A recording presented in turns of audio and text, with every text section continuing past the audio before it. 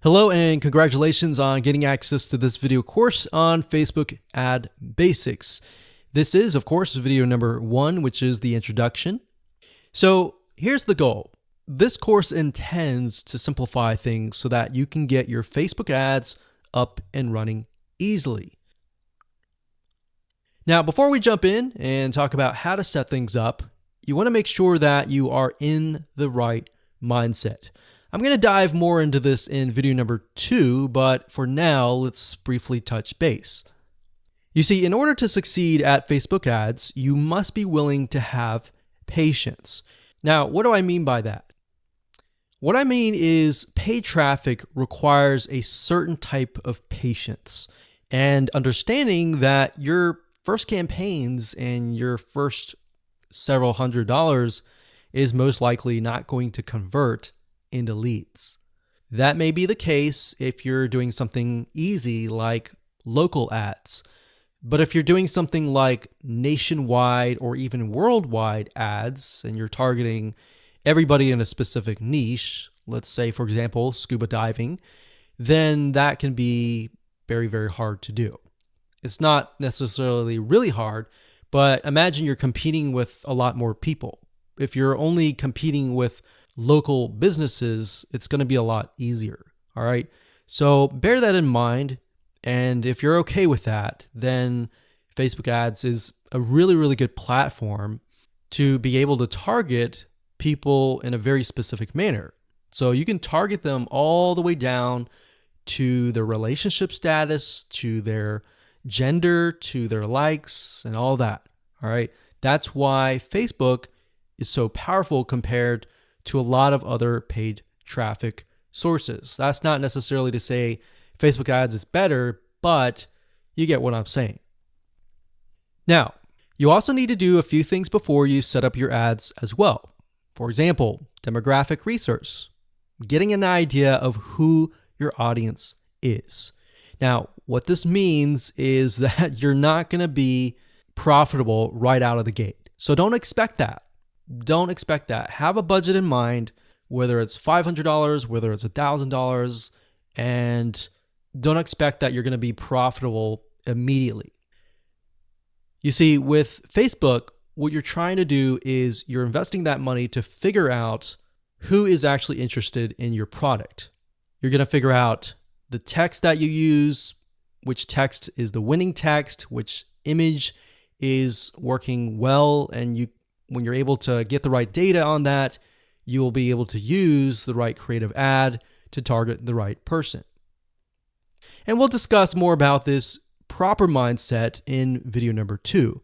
But for now, let's cover what's inside this course. So here's a quick overview of what's inside this course. Video number 1, of course, is this video. Video number 2 is the mindset of Facebook paid traffic. Video number 3, we'll talk about who are you targeting, because that's very important. You can't just set up an ad and assume, okay, this is going to work for everybody kind of thing. Video number 4, we're going to talk about Facebook Audience Insights, which is a free tool that Facebook gives you access to, and it allows you to dig a lot deeper.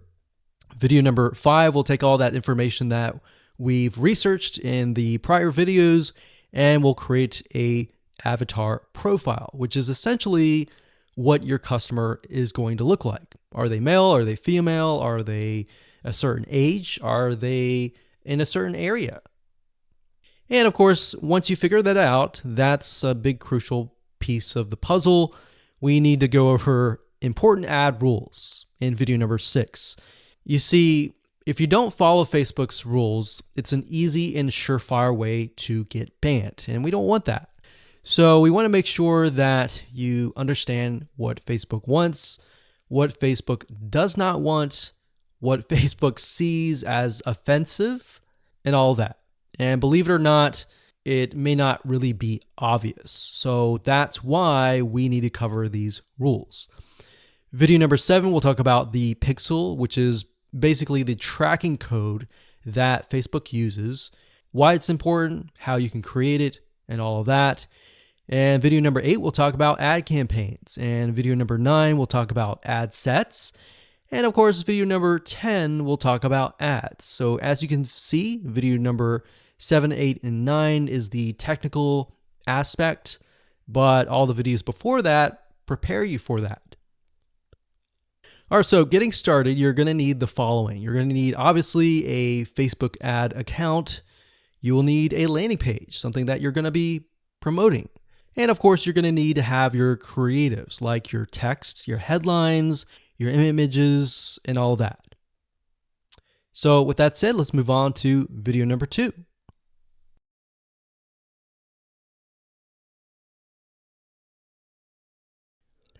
Hello and welcome back. This is video number 2, and this is all about the paid traffic mindset.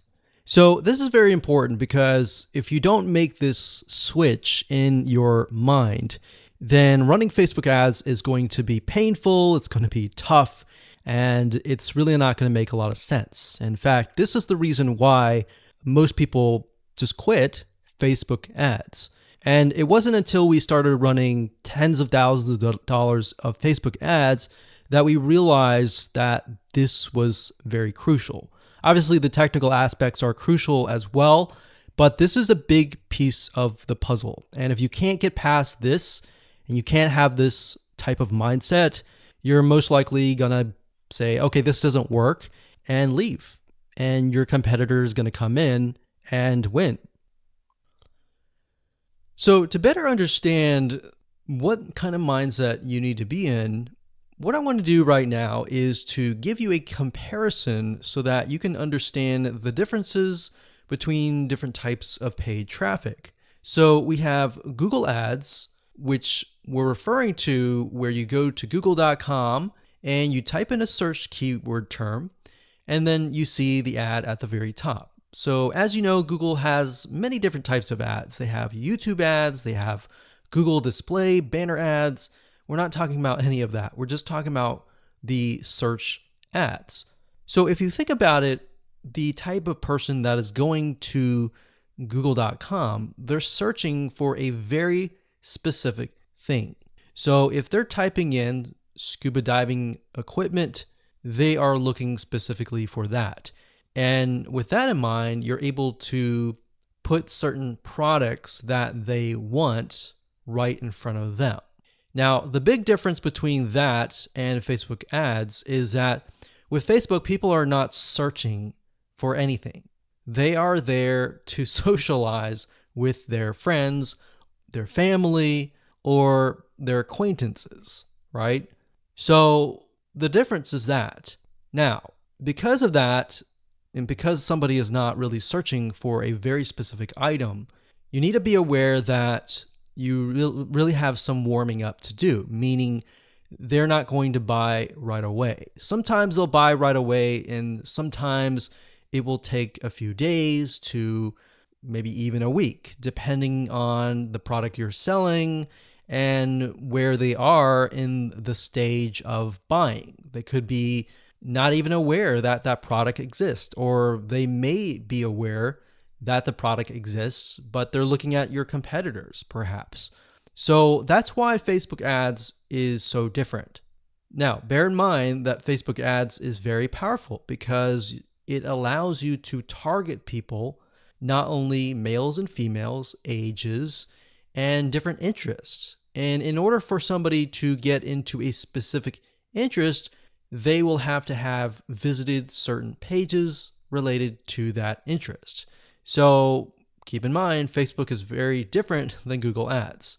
So now that you understand kind of how things are run and that you're not going to get results right away on Facebook, depending on what you sell. That in mind, you need to have an idea of what you are selling. So when it comes to local versus online, and what I mean by that is if you are, let's say, a plumber and you're trying to get leads to your plumbing company or your accounting company or your massage therapy company. If you're local, it's a lot easier because all you have to do is simply target a specific radius, zip code, and go at it. You don't really need to do a ton of market research and all that. Now, you do need to kind of get an idea of who you're targeting, but it's a lot easier than online. Now, what do I mean by online? Because we're online now. What I mean by online is you are targeting nationwide. So let's say, for example, that you're targeting a specific niche, like scuba diving. All right, so you're going to be competing with all the hundreds or even thousands of other people out there who are making ads on that niche. Versus with local, you might be only competing with one or two or possibly even no one else, right? So that's why before you can get into Facebook ads, you have to have an idea of what your strategy is, what you're promoting, and all of that. Okay, so this is where the mindset comes in. Is when you run Facebook ads, a lot of people think that, okay, if I invest $1, I'm going to get $1 back. And you'll see a lot of Facebook ad courses advertise that. But what you don't realize is that there's a lot of testing involved before you can get to that point. All right, especially if you're doing nationwide. If you're doing local, you got it easy and you could do everything demographic research, go straight to setting up a ad campaign and target radius. It's just that easy. But for the majority of you who are probably advertising a niche or a specific area, you're going to be doing nationwide. So you could be targeting USA, you could be targeting United Kingdom, Australia, Canada, or a specific country worldwide or in a different area. And if you are doing that, you're going to have a lot of competition. All right. So a lot of people think, okay, they run an ad, they invest $100 or even $500 and they get nothing back. So if you're doing nationwide and you get to that point, then a lot of people become frustrated and they quit. So that's why I really want to dial down into the mindset of paid traffic, that you need to buy data first. So you might have heard this before, but basically, if you run an ad or several ads, then what you're really trying to do first is to buy data. What that means is you have to be willing to put $500, $1,000, or even a couple grand to buy data. And buy data means that Facebook is so big that they have so many different interests, they have so many different types of people that you need to figure out where your customers are located within Facebook. And to do that, you have to run a couple campaigns first and foremost, look at the data, see what's actually working, see who is clicking your ads. And what's nice about Facebook is they give you a really good breakdown. So you can see who's clicking your ads, what age group, the text that you're using. Let's say you're using 3 different texts and 3 different images. You can test and see which images, which text, which headline, which description, and which sales copy is getting the most clicks. So based on that data, you can then create another ad and then go out. So that's why it's very simple, but very important, because if you don't have this mindset switch, then you'll be like everybody else. You invest $500 or even $1,000. You don't get anything, you don't get any results, and you quit. And you wonder why other people are out there running ads like your competitors and getting leads. So that's simple. I'm going to leave it like that. And with that said, let's move on to the next video.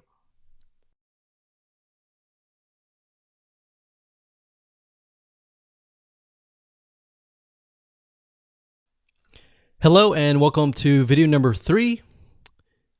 This is all about who are you targeting. One of the biggest mistakes that people make is they set up an ad assuming that it's going to convert, and it doesn't. Or maybe it converts a little bit, but then it crashes, it doesn't convert at all. And people begin to wonder, okay, is it the product? Is it the traffic source? What is it? The reality is with paid traffic, it's a very different animal, meaning you really need to know who you're targeting and pretty much everything about them. So that's what we're going to talk about in this video. So one of the easiest ways to kind of develop who you're targeting is to look at your past sales and try to develop what that person may look like. So if you have past emails, you have maybe a Facebook group or a community, take a look in there and try to kind of see a pattern. Now, if you don't have any past sales, then you're going to need to get an idea of this. You can create it, the demographic data, and obviously you can start testing, but you're not going to know 100%. All this is doing is simply giving you a first step. All right, so this is not set in stone. This is not going to be forever. So past sales is one thing. Another thing is to start developing and figuring out their demographics. And what I mean by that is, are they male? Are they female? What kind of age group are they? Are they young? Are they 18? Are they 20, 30, 40, 50? Or are they 65 plus? And beyond that, demographics wise, start to kind of paint a picture of who you are targeting. What do they like? What do they dislike? What does their lifestyle look like when they wake up? What do they do? What do they have a family? Do they have a wife? Do they have a husband? Do they have a spouse? Do they have a loved one? Do they have kids? Do they have kids that have gotten out of the house? When do they normally wake up? Do they have a day job? Are they retired? So you need to start creating this picture. So what sites do they visit? Do they wake up? Do they watch TV? What kind of television shows do they like? What kind of places do they go to? What kind of cars do they drive? What are things that they like to do? What is their occupation, like I said? Now, we're going to be able to use the Facebook Audience Insights tool in the next video, and this will give you better data and better information, but it's a lot better to brainstorm a little bit, kind of get an idea of what you're looking for before you use the Audience Insights tool. Because by doing this, this will allow your mind to open up and you'll start seeing things. So lifestyle, culture, location. One thing and one big mistake that a lot of people make is when they start running ads is that they focus on a specific person, but they don't think about what that person is thinking. So if you're targeting a specific location, then you need to start thinking about culture. You need to start thinking about what they're thinking and all of that. You may not have 100%, but by imagining and by kind of getting the data of what their lifestyle looks like and all of that, you will better speak to that person. In other words, you'll be able to speak to that person. That person will feel like, wow, you're speaking directly to me, and your conversions will get better. So based on all this information, what you want to do is kind of get an idea, and then the process is you begin to run ads based on this information, and then based on the ads and the Facebook and what the data that they give you, you buy data, and the data tells you exactly what that person looks like. And that's something that you can't really do with search engine optimization or other types of traffic. And that's the beauty of Facebook ads. So once you figure out exactly who is clicking on your ads and what kind of interest that they are targeted in or grouped by, it'll make your life a lot easier. So now let's take all this information and in practical terms, let me show you the Facebook Audience Insights tool and how to use it to get the right data.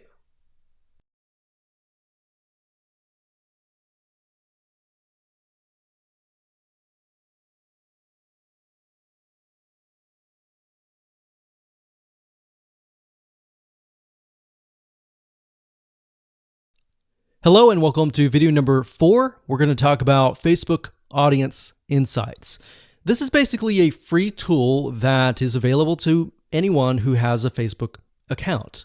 And This is a very valuable tool because what Facebook is doing is it's giving you direct access to a lot of its data, which is very, very important. And it enables you to figure out a lot more about who you're targeting. So to give you some practical examples, let's head on over to the tool and show you all of it in action. Okay, so to get to Facebook Audience Insights, you'll need to go to business.facebook.com. You'll need to log in to your personal Facebook profile, and you'll need to set that up if you haven't. And after that, you'll need to click on the top, go to Audience Insights, and here we are. So what this allows you to do is, like I said, it allows you to enter a location, an age and gender, specific interests. And if you have a page, and let's say, for example, the page is highly populated or at least has a couple thousand people, you'll be able to figure out who exactly is inside that Facebook page in terms of demographics. Now, if you don't have a page, no big deal. I'm going to show you how to use a tool so that you can find the right information about the person that you're trying to target. Okay, so up at the top, we have location. I'm going to keep it at United States, but if you click this X here, you can actually change it to something else like Australia, like that. But in this case, we're going to do United States. And the next thing you can do is age and gender. So if you're targeting a niche, let's say that is mainly women, then you're going to want to click women here. But if it's mainly men, you want to click men here. And of course, if you're trying to target everybody, then it can be all, male and female. And if it's a specific age group, you can select the minimum age group. So let's say that we want to target anybody from 30 and up. So 30 and up. So this can be any. We can change this to 30 to 65 plus. And then, of course, we have interest. Now, what I like to do is I usually like to start with the smallest amount. So 18 to any and all. Because what I want to do is not assume that I know who the demographic is, unless I have had previous sales and a lot of the sales were just male, or a lot of the sales were just female. So bear in mind your niche, you know your niche better. So what I like to start out with is interest. So to kind of stick with what we were talking about earlier, if we type in scuba and we have scuba diving here, we see that this is an interest, and up at the top we have 4 million to about 4.5 million people who are interested in scuba diving in the United States, and that are all ages and all genders. Now, this is really interesting about Facebook. In order for them to be put into a specific interest, they have to have gone to websites that are related to scuba diving. So you can get more specific if you enter that in here. Now, if we take a look at demographics, you can see that about 56% are men and 44% are women. So we see that the majority appears to be about 25 up. So it's low here, it increases here, and then it decreases down here. So we can kind of gauge that the large amount of people in this interest are 25 to 34 or 25 to 44. Now, bear in mind that doesn't necessarily mean that they are buyers yet, but this helps you paint the picture. Now, if we scroll down a bit, we can see that the majority of these people that are interested in scuba diving are married, and they have at least a college education level. So this is a well-educated group. We can see that the job title, now if I scroll to the right here, this is important because it tells you which one of these are increasing rapidly. Now we can see that production has the most. So it has 21%, and then it's got transport and moving 13%. So what this means is the people who are interested in scuba diving that are in this specific interest have this particular job title. Now, if we scroll up, we can click on page likes. And this is actually very interesting because this allows you to see which pages they like. So for example, we have Jenny Springs, the specific clothing brand they're interested in, Salt Life and Grunt Style, clothing store. We can see outdoors and sporting goods company, Bass Pro Shops they're interested in. They're interested in a lot of outdoors type shops, websites, musicians they're interested in, TV shows that they like, so Duck Dynasty. So imagine being able to target, let's say, males from ages 25 and up, or maybe 25 to 45, who like Duck Dynasty and scuba diving. So you can create these conditional targets and target people specifically. So we go through, we see page likes, we can go visit the pages and take a look at what they like and get an idea of how they're interacting with the page, what content are they viewing, and all that. Now, if we scroll back to the top, we click on location. This allows us to see the top cities. So we can see Tampa, Florida, Honolulu, Hawaii. So a lot of Florida and Hawaii here, which kind of makes sense because Hawaii and Florida both have a lot of beaches, a lot of places to scuba dive. And then we have top countries, top languages. So we got English. So bear in mind that because we are targeting the United States, that it's really only showing cities, countries, and languages within the United States. Now, if I were to make this worldwide, this would broaden our spectrum. So if you click on activity, we can get a better view of how people are interacting with this niche, what kind of devices they're using. They're using mainly mobile devices, iPhones, and Androids.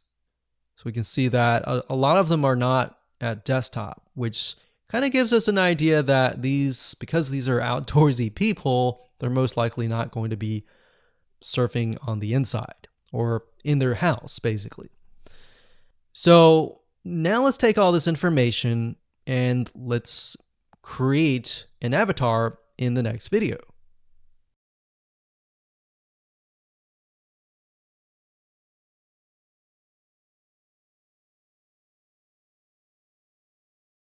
Hello and welcome back. This is video number 5, and we're going to talk about creating an avatar profile. So essentially what we're doing here is we're taking all the data that we did in the previous video and writing it all down. Okay, so what I want you to do is simply pull out a piece of paper or a notepad, whatever makes you feel like you're organizing, and let's jot things down. So like I said earlier, this is not set in stone. It's just giving you a better idea of who you could be targeting. So if we take a look at here, remember I started with any age and any gender, but we can see 55% of women on Facebook, 45% of men in Facebook. But we can see that in general, it seems like the most is men. But it does seem like it's 50-50, so we're just going to stick with both.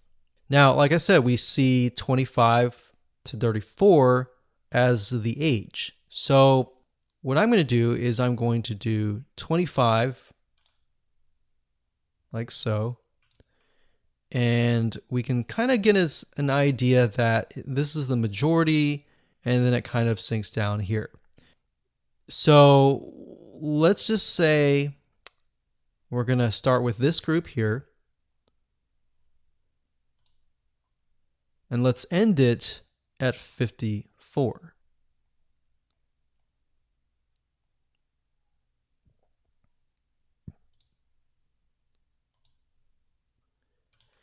And now we have about 2.5 to about 3 million. So let's click on page likes. Now before that, let me go ahead and jot things down. So location in this case is going to be the United States. The age is going to be 25 to 54. The gender is going to be all. And in this case, the interest is going to be scuba diving. So all you're doing is simply jotting down what you see. All right, so scrolling down here, we have relationship status. The majority are married with a college level education. So married, say relationship, and education, and job title. And remember, we see that the majority is production. So we're going to type in production, veterans, installation, repairs, etc. And the job title is not necessarily something that we're worried about right now. Most of the time, you're just going to target the location, the age, the gender, and the interest. And you can get more specific by targeting married. So we could target these. And then based on that information, we'll know more later. So let's scroll back to the top. And we'll go to page likes. And let's jot this down. So we've got clothing store. They like the 9-line apparel. And then they got Ray. They like Bass Pro Shops, which is not a clothing store, but it's a store. What products do they buy? What services do they use?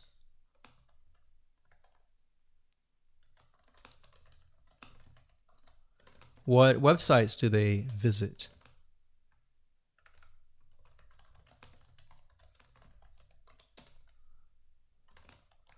What TV shows do they watch? So they watch the National Geographic.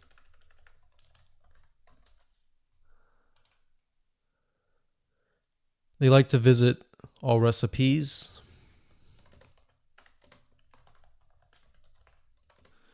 And then we've got page likes. So what's the difference between this and this? So this is page likes, and these are actual categories that they're interested in. So we got page likes, we've got Jenny Springs,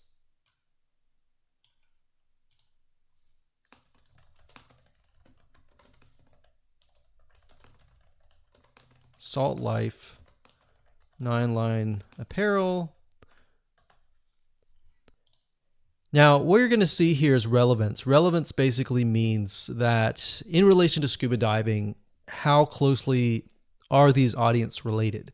So obviously, the further you get away, the further you get away from how close they are to that interest. The closer you are, the closer you are to that interest, if that makes sense.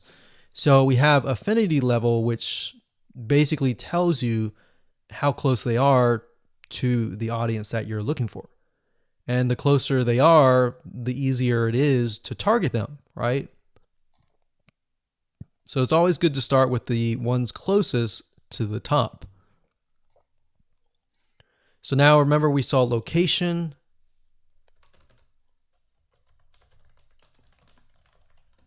We saw a lot of Florida, and we saw a lot of Hawaii. And then in terms of activity and devices, we saw that a lot of them use mobile devices. So iPhone, Android, etc.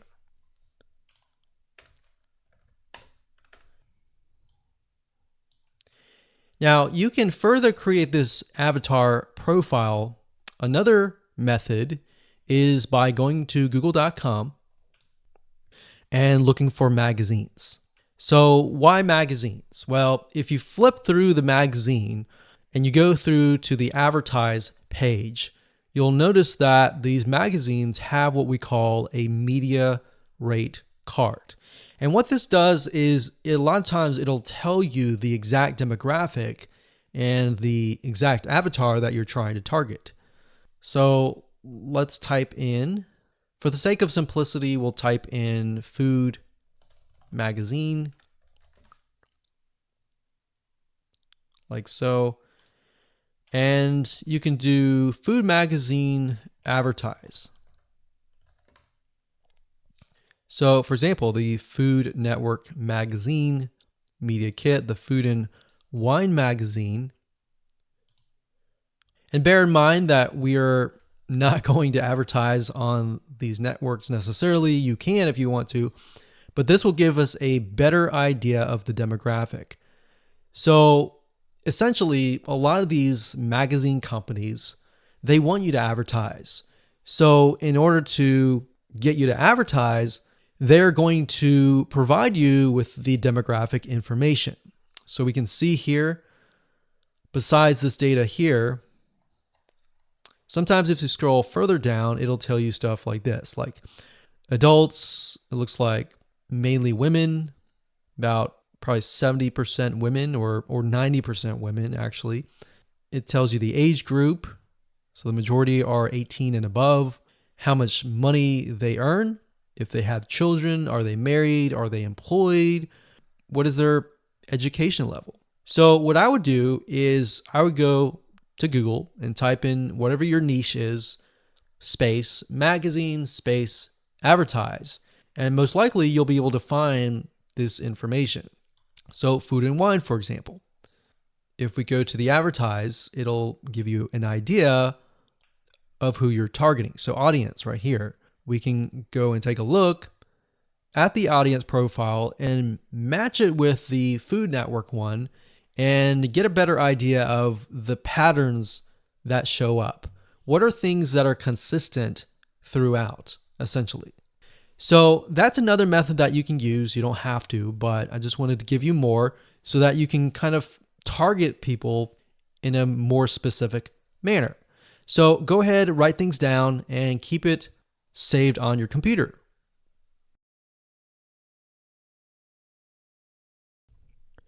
Hello and welcome to video number 6, and we're going to talk about the important Facebook ad rules. This is very, very important because, like I said earlier, if you do not follow Facebook rules, you can easily get banned and it's very hard to get an ad account back. All right, so we want to make sure that we really go through the Facebook ad policy with a fine tooth. I'm going to show you a few things that are very important that you really need to pay close attention to, because at the end of the day, Facebook cares more about their customers, which essentially are their users, than you as the advertiser. Because if they offend their users, guess what? Word's going to spread and they're not going to want that. So we want to make sure that we do not offend people according to Facebook's rules. All right, so let's dive in. Okay, so what you want to do is you want to head on over to facebook.com/policies/ads. That's facebook.com/policies/ads. Okay, so when you get to this, you're going to see a lot of advertising policies, and you want to go through these. I know this is boring, but this is very important because if you don't follow Facebook rules, they will simply ban you, and that will be tough. And what we've seen in the past is even if you do the right thing sometimes, even if you make a little bit mistake, you can get banned or your ad account deleted. So Facebook is very, very, very a big stickler to rules. One big rule is how you talk to people.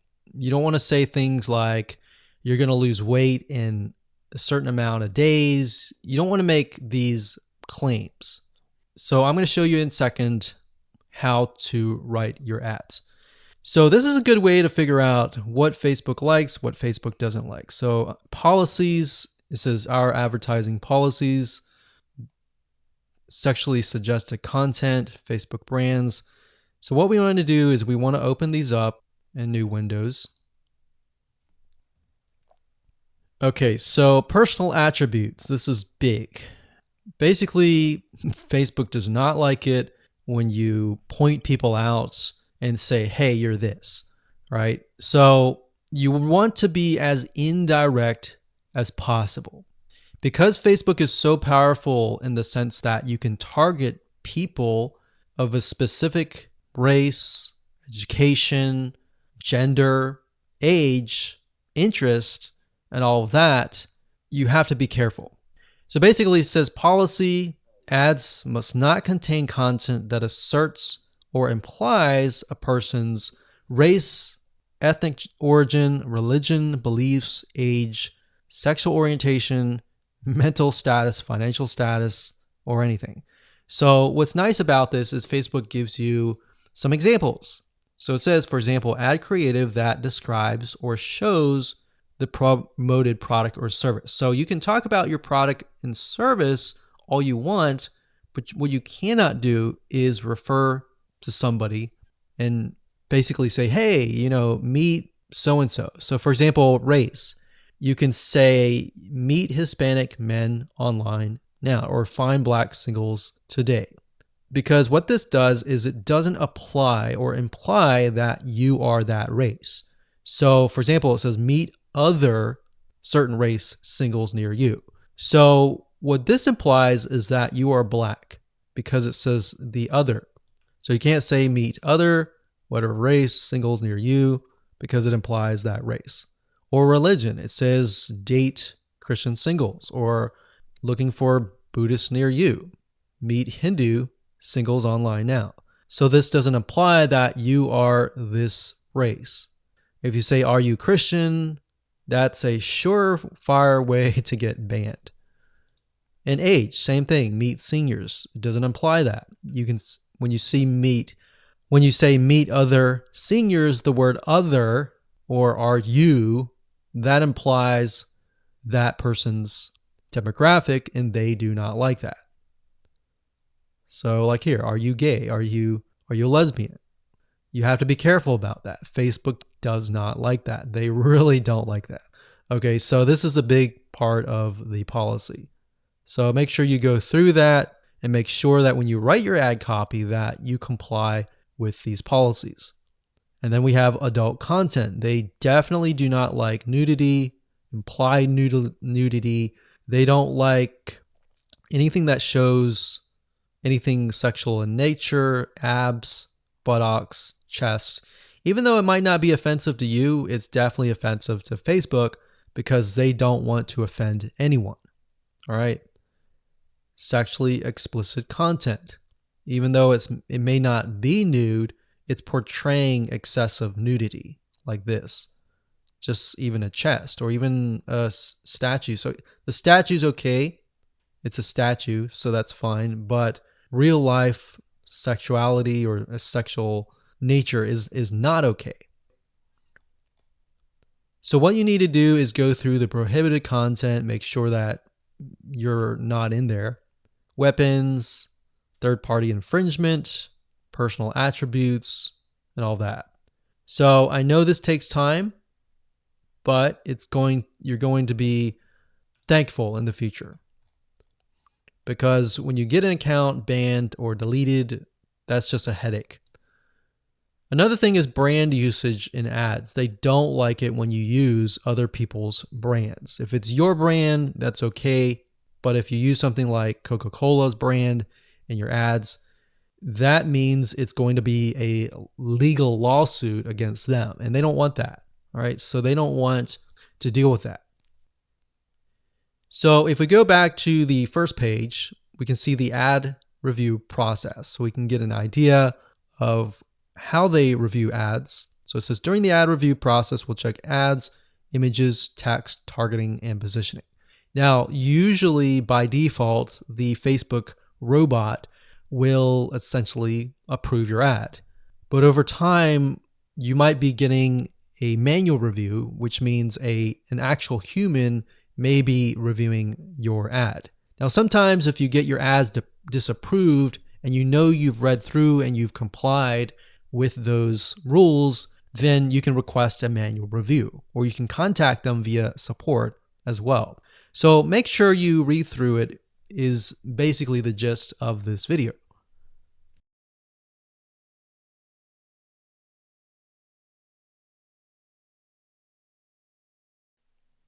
Hello and welcome to video number 7.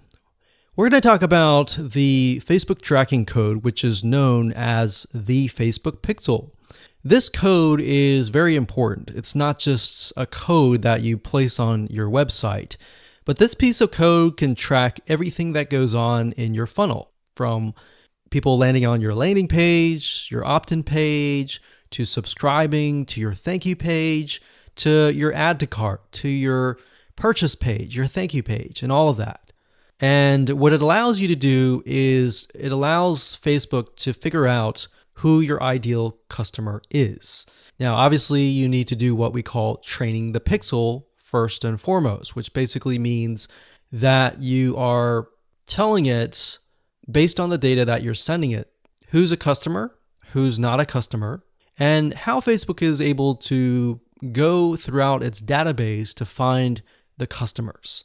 So the pixel is very powerful. It can do many different things, more than what we just talked about. But let's dive in and let's show you what it's all about.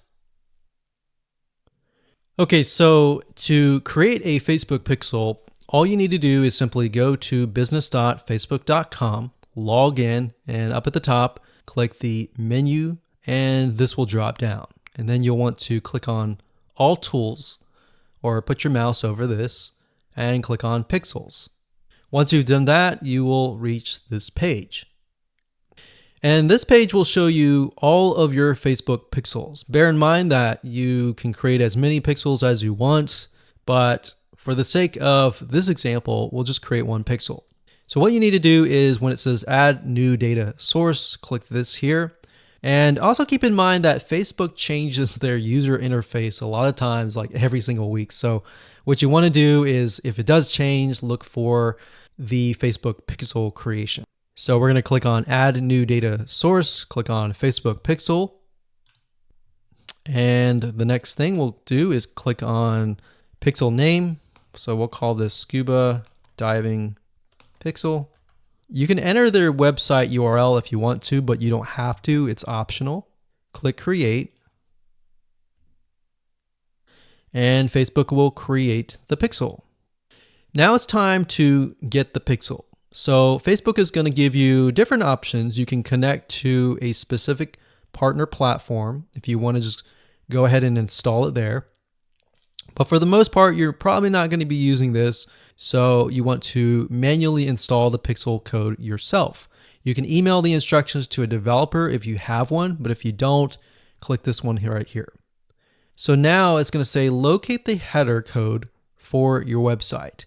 And up at the top, when you're editing your HTML or you're using something like lead pages or ClickFunnels or another landing page builder, you want to enter the script in the head code. So this is going to be the pixel right here. So we're going to click this here and it immediately copies it and we click continue. Now, Facebook has what we call events. And what events are basically parts of your funnel. You can tell it, okay, if somebody lands on your first page, you can call it a lead. If somebody fills in their email and their name to get perhaps a lead magnet or a freebie, you can send them to the next page, which could be the thank you page. So what events allow you to do is it allows you to track everything through the funnel. But in order to get that to work, you need to insert the pixel into your HTML or your website page. Now, to give you a good idea of the events, if you go here, it'll give you some ideas of different events that you can track. So you can track view content, search, add to cart. So if somebody adds an item to the cart, you can add the pixel code on the card page so that you can track that data. You can track the purchase. So if you click that, you can see it gives you the script code right here and tells you how to track it. So the script code is FBQ track and then the word purchase. Now you're going to see a pattern here. If you take a look at subscribe, for example, it says FBQ track subscribe. So basically the second word here is replaced by that particular event. So we can scroll back to the top here, view content. That's FBQ, and the second word is just view content. So all you need to do is simply add that to your pixel code. Okay, so we're not going to dive too much into this. We're going to move to the next video and show you how to set up your ads.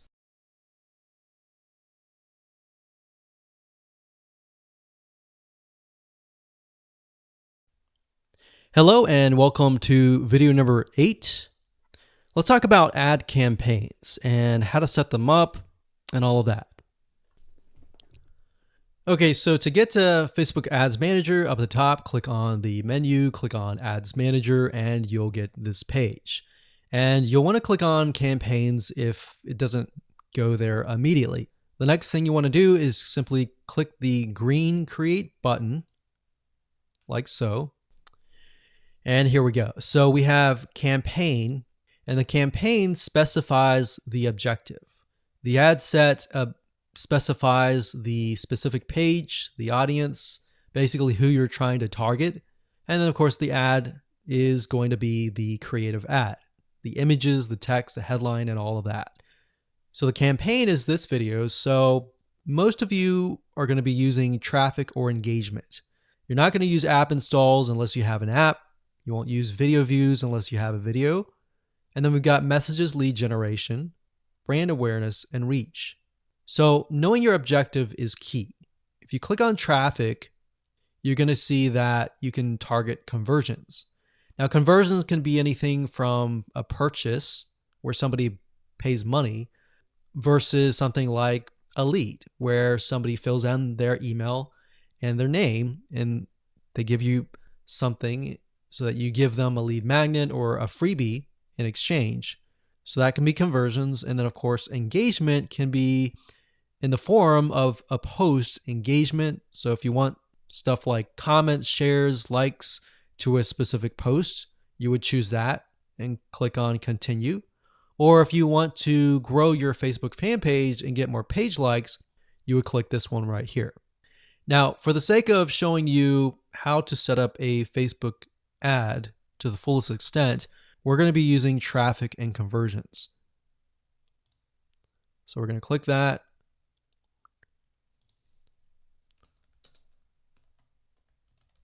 You want to name the campaign to something that's generic or general to whatever you're promoting. Don't worry about any of these for now. These are more advanced. Click continue. And there we go. So campaign's easy. It's merely setting the objective and that's it. The next step is the ad set, which is going to be the targeting, essentially who you're targeting.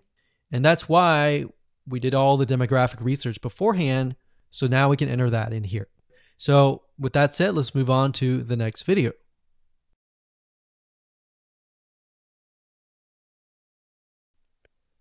Hello and welcome back. This is video number 9. Let's talk about ad sets. So earlier we talked about campaigns. Within campaigns, we have ad sets, and within ad sets, we have ads.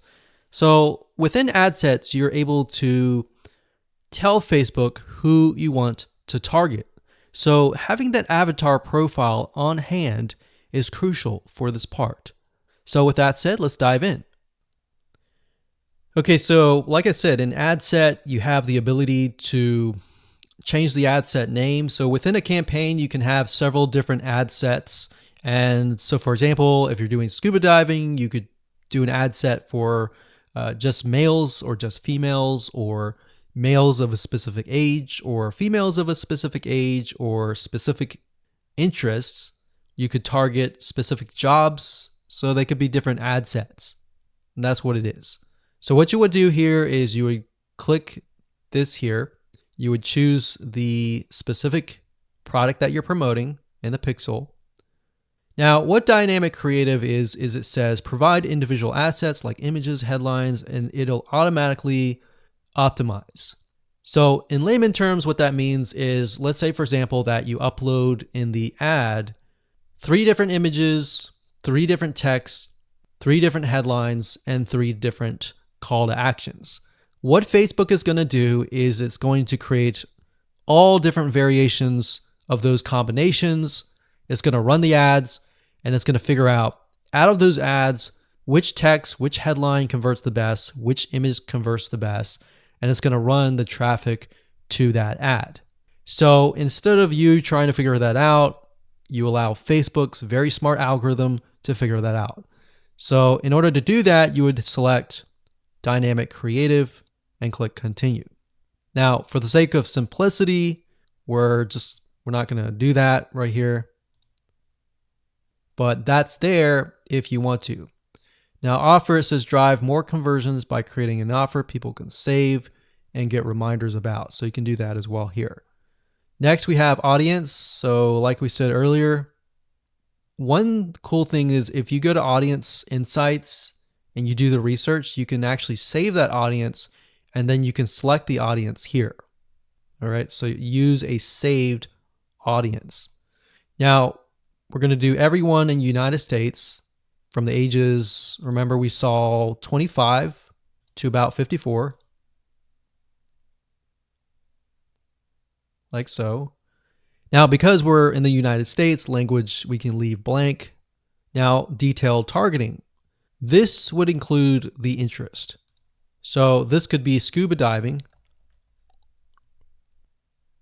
Now, let me delete that. We selected the employers, so make sure that you choose the right one. So we can see interest. It has 28 million people. That's a good sign.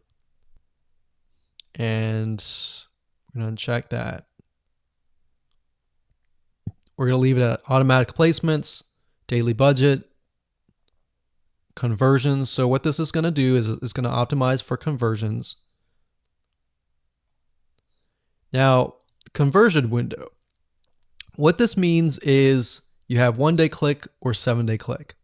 Basically, in essence, usually you choose 1-day click if somebody clicks through to your ad and they make a purchase. If it takes them a long time or a long period to click through, then you want to do 7 days click. Now you can read more about this and how it works over here. So next thing we want to do is click continue. And that's it. So now we have created our ad set. So as you can imagine, you can create multiple ad sets, as you saw, because it's 29 million for scuba diving.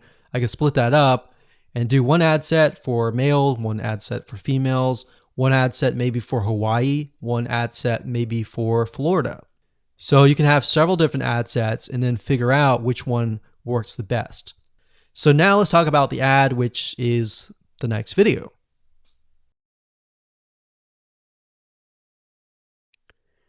Congratulations, you've reached the end of this course. This is video number 10. And in this video, we're going to talk about ads. So now you can take your creatives, your images, your text, your headlines, your sales copy essentially for your ad, and we can set that up within the ad level. So to give you more practical information, let's dive in and jump over to Facebook.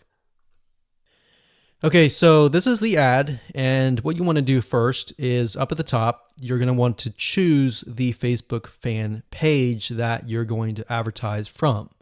Next, right here, you're going to select the Instagram profile if you have one. If you don't, and you're not advertising to Instagram, don't worry about it. The next thing is format, which is different types of ways that Facebook will show your ad. So you can show your ad via multiple images in a carousel format. You can show one image like most of you are used to, or a video, or a group of items that opens into a full screen mobile experience. And most of you are going to use this one or this one. So this one is a single image or a video. So all you have to do is select that and scroll down. So you have the opportunity to choose an image or a video. Now, like I said, if you did choose the dynamic creative, then it will give you the opportunity to add multiple ads or multiple images or multiple videos. So you can select, you can upload the image that you have access to, or you can select free stock images. Now, at this point, you could select your account, your page, your Instagram, and what it'll do is it'll pull the images from those assets. So we typed in scuba, we could select one of these images. It says watermark won't appear in the final image. So that's good. So even though you see the watermark, it will not appear in the final image. We'll click continue and it'll say enter the text for your ad. You can enter the text here. So the text is essentially going to appear at the top of your image. So if we take a look at one of the ad previews here, so when you see the ad, it's going to appear above the image, this right here. The website URL that you want to send them to is going to be here. And the headline is going to be right here. So you can, if you enter the website URL, display the URL here. And then you have the headline, you have the call to action, which appears to the further right. Let's see if we can move that over, but it's going to be on the right-hand side. So the call to action can be learn more, apply now, book now, contact us. So it really depends on your offer, and you can go from there. And there we go. Now you can enter a display link, a newsfeed link description, but oftentimes we leave these blank. You got URL parameters. If you're not familiar with this, don't enter anything here. Basically, this allows you to track if you have a tracking system. And that's it.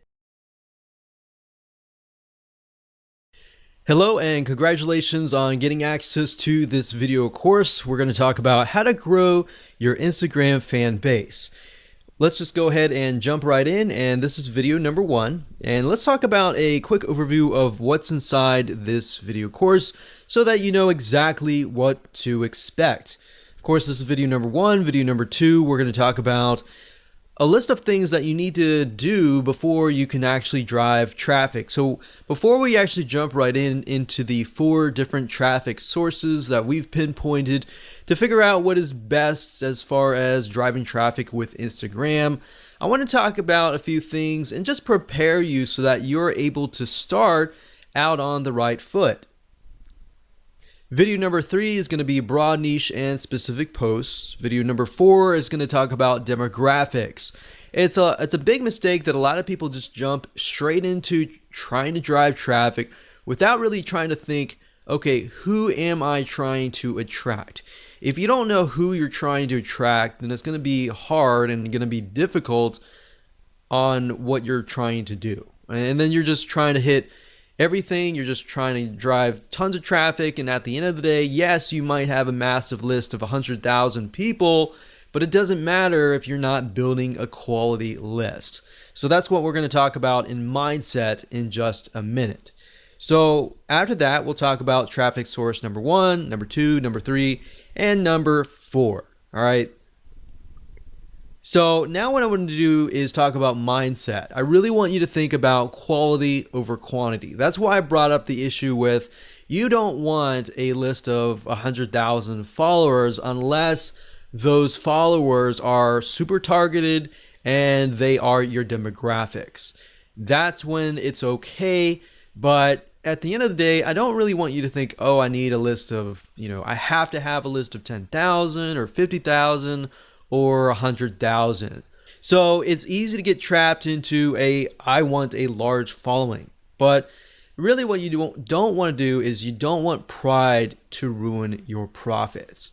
If you look at a lot of people who have big lists, they're like, I've got this big list. So it's really showy, it's really prideful, and I don't want you to get in that mindset because it's not about pride, it's not about the big list. It's about providing valuable content to your followers to the point that they love you, they love your content, and they're willing to buy from you versus somebody else. All right. So that's what I'm trying to get at right here.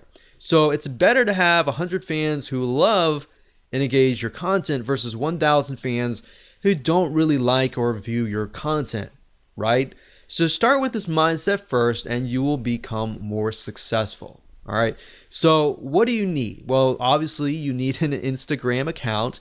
We assume that your account is well branded and converts as well. So meaning that your account has, your brand on it, whether if it's your personal brand or your company brand, you have an idea that Instagram is all about lifestyle, right?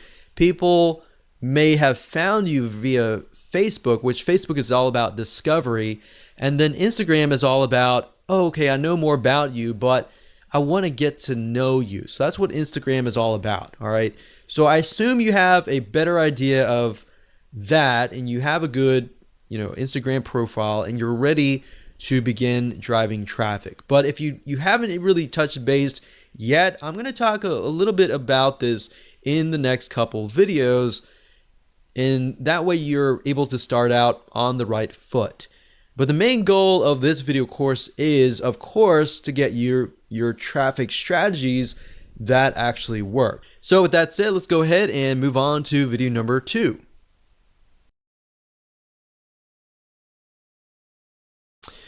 Welcome back. This is video number 2, and let's talk about what you need to do before you can drive traffic. So there are a few things that you must have. Aside from having an Instagram account, you need to make sure that your account is well branded, meaning the type of person that you are attracting is going to really want to follow your personal or company lifestyle. Now, I touched briefly about this before, but if you're not well aware of this, as you know, different social media platforms are different, right? So Instagram is all about the lifestyle. People follow you on Instagram because they want to know more about you on a very granular level, meaning they want to know more about your lifestyle. So let's say, for example, like scuba diving, all right? So with scuba diving, they're going to want to know more, not just about scuba diving, but they want to know, what you're doing like before scuba diving and all that, right? So they kind of get to know you on a better, more personal level. So you need to figure out, are you doing this as a personal lifestyle or is this a company brand lifestyle? So obviously brand lifestyle would be a little bit different, but personal would be more on a personal level, right? So your branding needs to address that. How well your profile resonates with your target audience is one of the most important things because it's kind of make it or break it. So Instagram is all about that. And as you know, like YouTube is all about entertainment. People go there to kind of waste time and they're not really thinking. They might want to go there to learn, but they're also there to kind of waste time and all that. So that's a different platform and different atmosphere.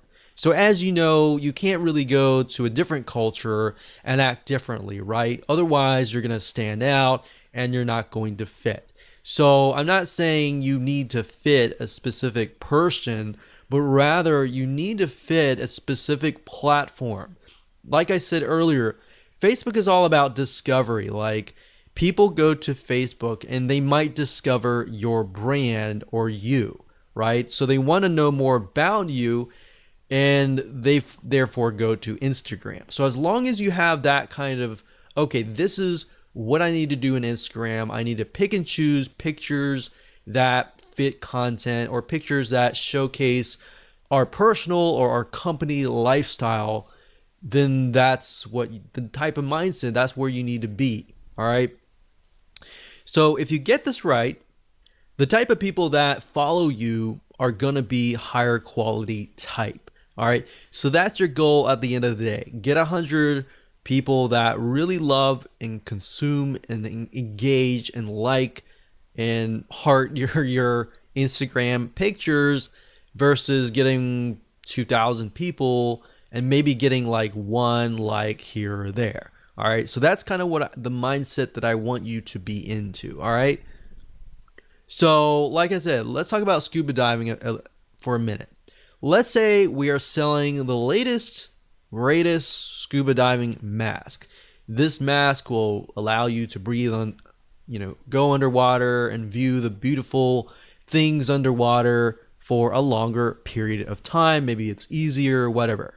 So in order to do this, you're going to need a profile that attracts this type of person, that gets them excited by showing them the lifestyle besides the scuba mask. So like, for example, on Facebook, you might sell a scuba mask, or even on YouTube, you might show how to use it. But on Instagram, you want to show the lifestyle around it, right? So you might want to show scuba diving lifestyle, what happens during the day, maybe before you go scuba diving, maybe afterwards, or just the lifestyle, so people can kind of see, okay, this is how it fits into my life. And I got some ideas, I got some inspiration, I'm going to go buy your product kind of thing. All right, so selling on Instagram is very indirect. It's not direct at all. In fact, if it is direct, you're on the direct response marketing does not work very well on Instagram, right? So keeping that in mind, you might want to integrate the scuba mask into the whole picture, and that way they have a better idea of, okay, this is how it fits into my life and all that.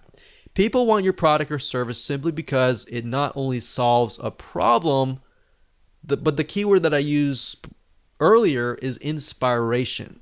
A lot of times people go to Instagram to get inspiration, to get ideas on how to incorporate it into their lives. So they can see from your lifestyle, they see different inspiration, different ideas that they can take back. And if they feel that they have gotten value from you, they're more likely and more inclined to actually purchase from you, right? So that's what you need to do before you can think traffic. Traffic is easy, but getting your profile set up right, picking the pictures that you need to choose that fit the lifestyle and the style of your brand is crucial. Now, another thing that I want to say is if you're looking for pictures, you can go on sites like bigstockphoto.com, you can go on graphicriver.net, and what I recommend that you do is you find pictures that fit a similar style. Hello and welcome back. This is video number 3, and let's talk about broad niche and specific posts. Basically, how to set your profile up in such a way that it attracts the right person. And it'll make more sense as I dive into this. So now that we've discussed why branding and attracting a very specific person is important, the question is, how do we attract them? Well, your main profile should cover a broad niche, and that's why this is titled Broad Niche and Specific Post. So what does that look like? Well, it shouldn't be too broad, but it should be broad enough that it attracts a specific person of a specific mindset. And then, of course, your content posts, which are your pictures, then should be more specific. Now, while that makes common sense, I'm actually going to jump in. I'm going to show you how to actually do things in just a minute. So here's what I mean. Let's say you're targeting scuba diving, all right? So if that's the case, you should use a general or broad keyword related to scuba diving. Now, if you want to do scuba diving, that's fine. Maybe you want to do something more specific, like you're just scuba diving masks, all right? So you can focus just in on that as your broad niche keyword. But you don't want to be too specific because you want to attract somebody of a similar mindset. So in that case, you might want to do like a scuba diving profile. Now, if you're a company, that's a little different. If you're a personal lifestyle, you can go a little bit more broad with a personal lifestyle. So with a company, you kind of have to do it a little bit more specific.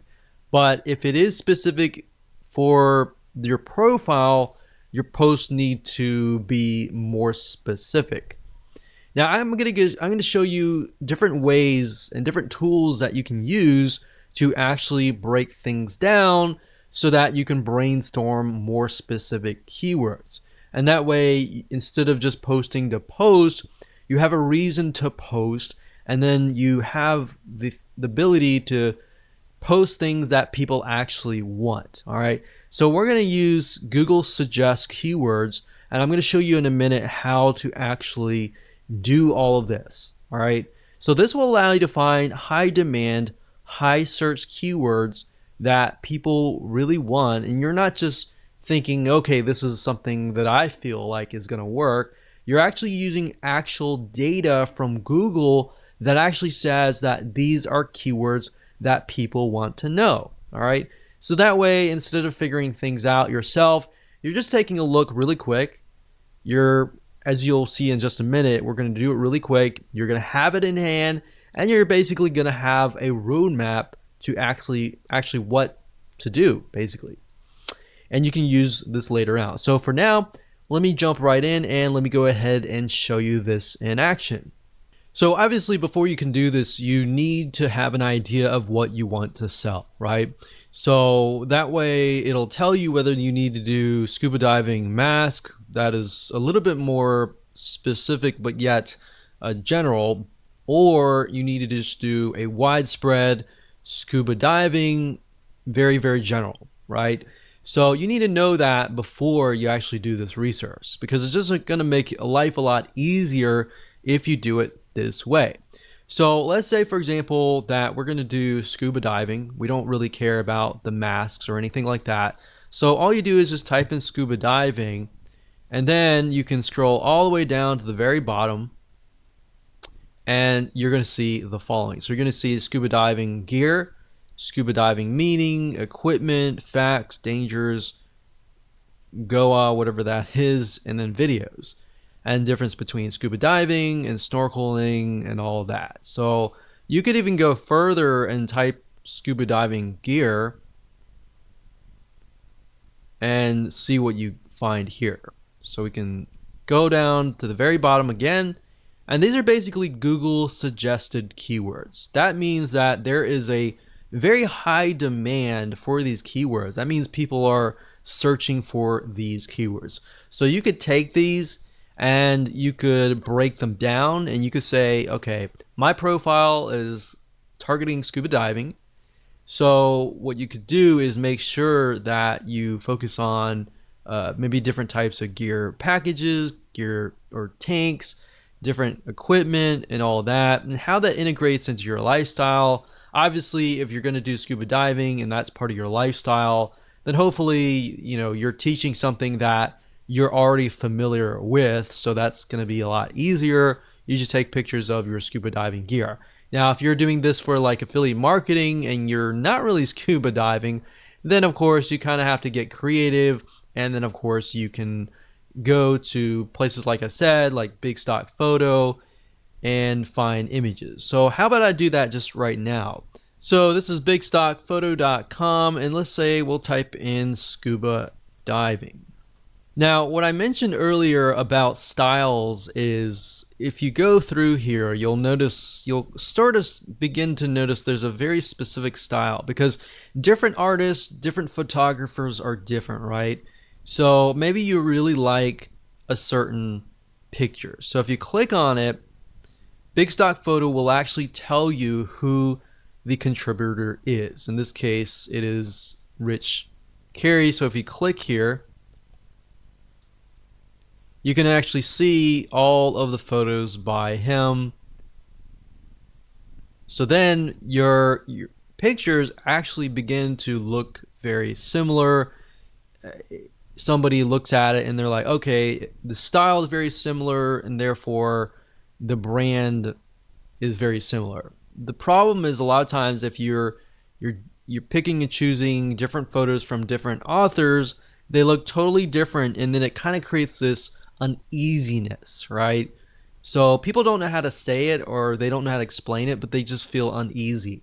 So that's why when let's say you have specific keywords that you find, and you want to make sure that the images that match that also match each other, right? Because at the end of the day with Instagram, it's big in images, so people will judge you by often the 9 images that show up on your profile first. So you might want to take a look at these bigstockphoto.com or Shutterfly or are these other royalty-free image sites. So that's what I would do as far as finding, keywords, starting with the broad keyword, which is very easy. That's whatever you want to sell, and then breaking it down from that point on. Now, another tool that you could use is the Google Keyword Planner, but honestly, I feel like this is the easiest way to do things. Plus, you're also seeing the suggest keywords, which are what people actually are typing in a good amount of. Now, you could also use other suggest search engines like Amazon.com. So let's go over there for now.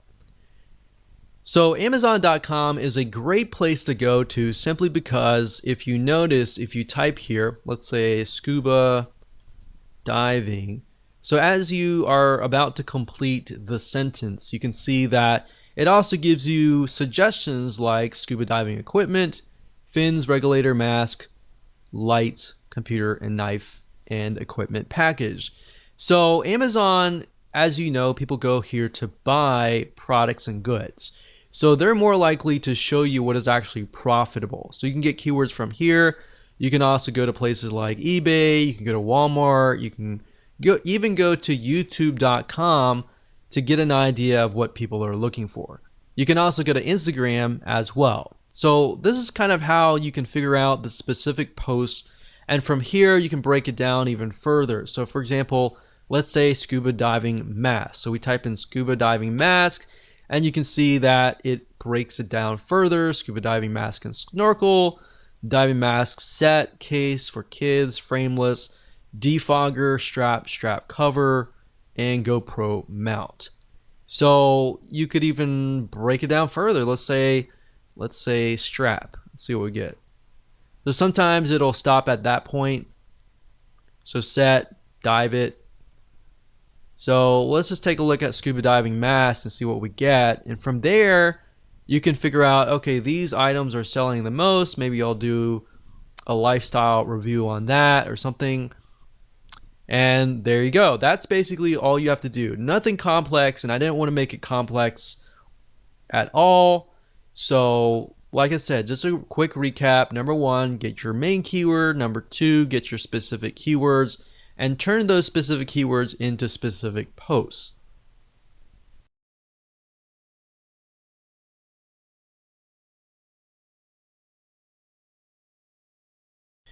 Okay, so welcome back. This is video number 4. Let's talk about demographics, which is really crucial to understanding who you are targeting before you actually begin to drive traffic. Because the worst thing that you can do is drive traffic without even knowing who you need to target.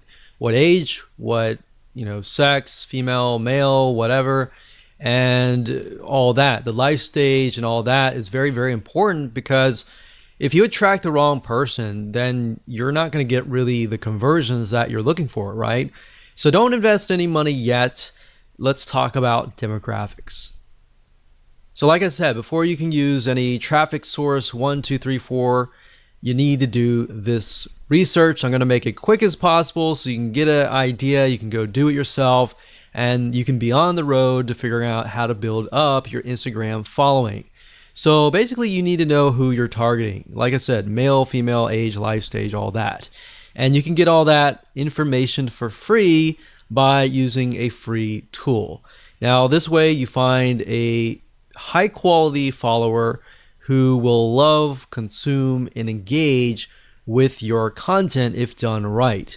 So here's how to do it. Basically the way it works is once you have found your broad keyword, which you should have figured out in the previous video, you can use the free Facebook Audience Insight tool, as I will show you in just a minute. Okay, so the best way to get to the Facebook Audience Insights tool is simply by going to business.facebook.com/ads/audience-insights, and that should forward you here. If you have any problems, you could always go to google.com, do a search for the Facebook Audience Insights tool, and you should find the link here. So sometimes Facebook will change the links. So that is the case. That is how to always find it out. So the way and the reason why I like the Facebook Audience Insights tool is it really drills down to the point that you can see who your demographic is. Now, the best way to do that, especially if you're getting started out, is you can do it in two different ways. You can either go find a magazine that is very popular in that niche, or you can simply type in the interest here. So up at the top, you can search for a specific country. So normally it sets you within the country that you're searching from. In this case, from United States. And you can always click the X and you can add like UK, Canada, Australia, or whatever else countries that you're looking for. You can also specify the age and gender, but I wouldn't do that right now. In fact, I wouldn't do anything right now. The only thing that I would do is under the interest, I would put the actual interest. So I would put a very broad keyword. So in this case, I would do scuba diving. So if you notice, if I put scuba mask, it doesn't even show up. So what you're looking for is a very, very broad keyword. So in this case, scuba diving. Now, what's even better is if you can find like a magazine. Let's see if this one's a magazine. Yeah, so this one's a magazine. And the reason why magazines are great is because magazines they'll do everything in their power to promote their magazine. So they get a lot of traffic coming to their page. So if you can find a Facebook page as well, that would be great as well. But as you can see here, we can see 61% is men. And then of course, 39% are women. The majority of men, it looks to be from the ages 35 to age 54. Same with the females as well. So there's females, males, it seems like the largest group is 35 to 54. So after you have a better idea of the age and gender, you can of course take a look at the lifestyle, which will give you a better idea of what kind of pictures you can use for your Instagram profile. Looks like there's a lot of married and college, well educated, and there's a lot of veterans, government, and military. So we have a better idea of what kind of pictures that we should choose. You can go to page likes and get an idea of the different pages. Go to these pages, take a look at the pages, see which images get the highest comments, the highest likes, and then maybe use similar images for yourself as well. Location is okay, but it doesn't really matter right now. Really what we care more about is just the demographics and the page likes.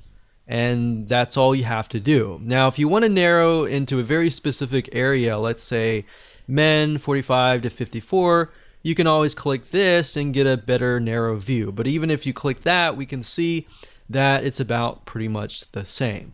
So once you're done with that, you are good to go to the next video.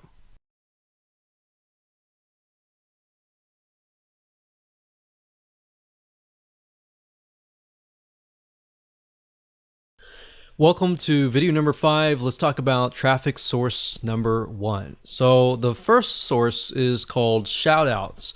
The way this works is by finding another Instagram follower who has a massive following, then paying them to promote you. So instead of contacting them, which you can do if you want to, there are many different sites out there that you'll be able to find these Instagram influencers and then approach them, pay them money, and then of course get them to build essentially and promote your Instagram profile.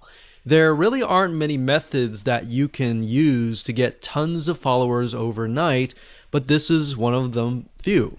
So let me go ahead and show you some sites that you can use, and I'm going to show you how to use them.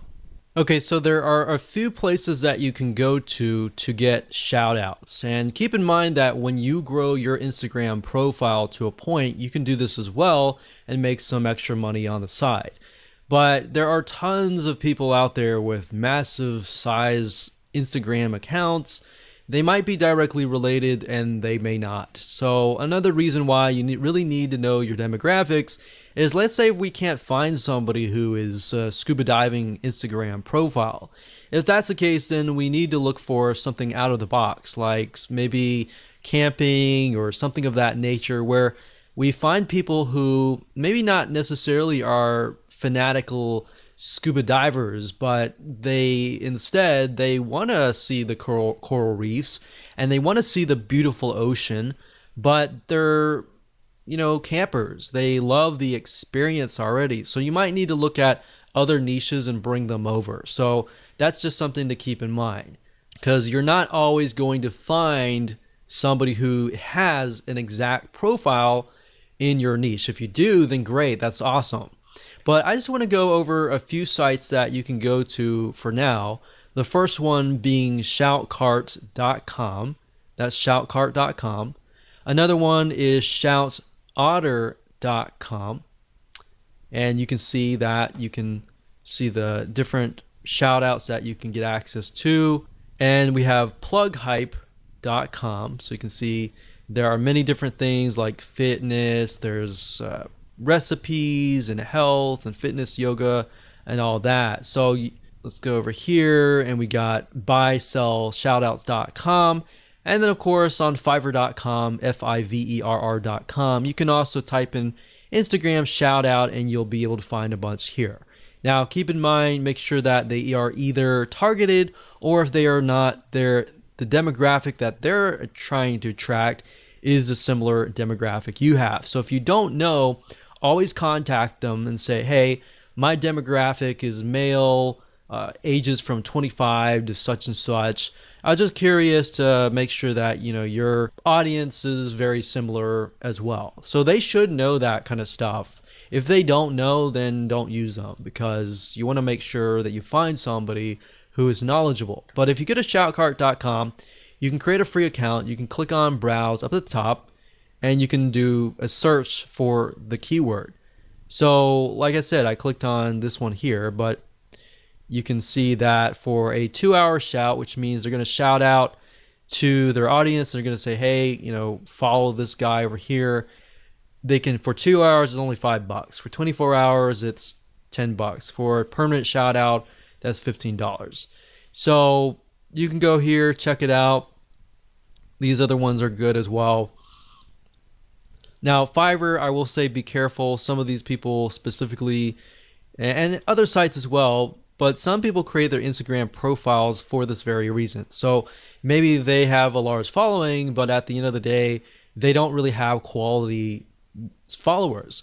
And the way you know that is by clicking this right here, or doing a search for their name and doing your own due diligence and figuring out, okay, are they actually getting comments, likes, and all of that? Or are they just blasting a bunch of stuff and they're not getting any engagement, right? So it's better to actually buy something, a shout out from somebody who is actually getting engagement, all right?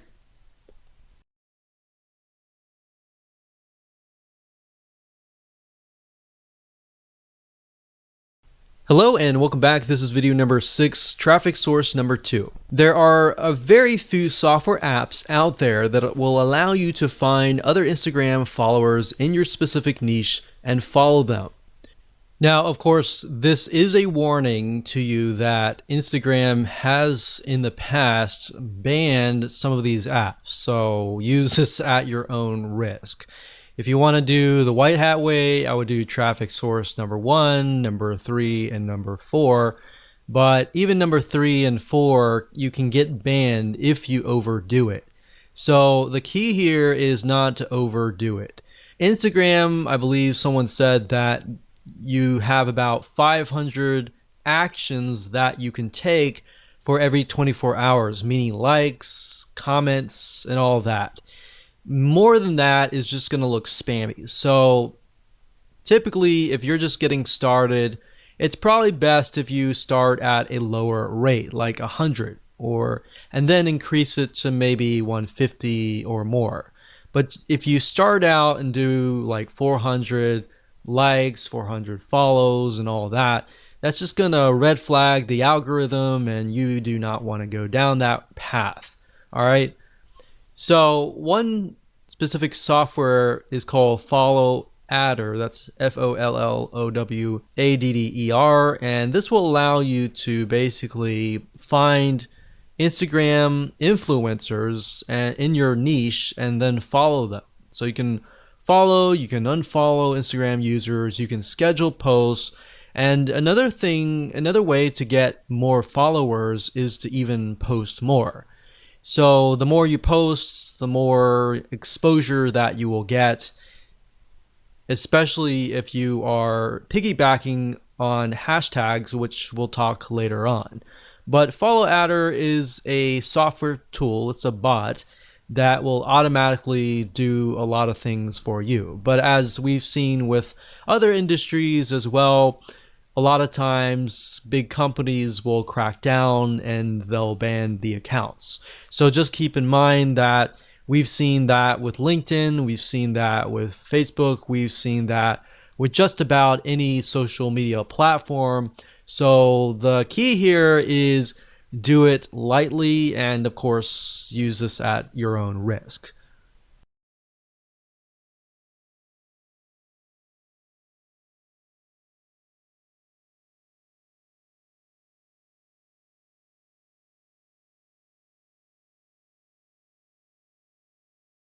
Hello and welcome to video number 7, which is traffic source number 1. Hashtags. Even though hashtags is one of the few methods that are popular in the world of social media and very common, hashtags on Instagram are well used all over Instagram. In fact, if you take a look at a Instagram post, a lot of times you'll find that there are 5, 6, 7 different hashtags all in one post. Now, before you can use hashtags, however, you need to have a good set of keywords.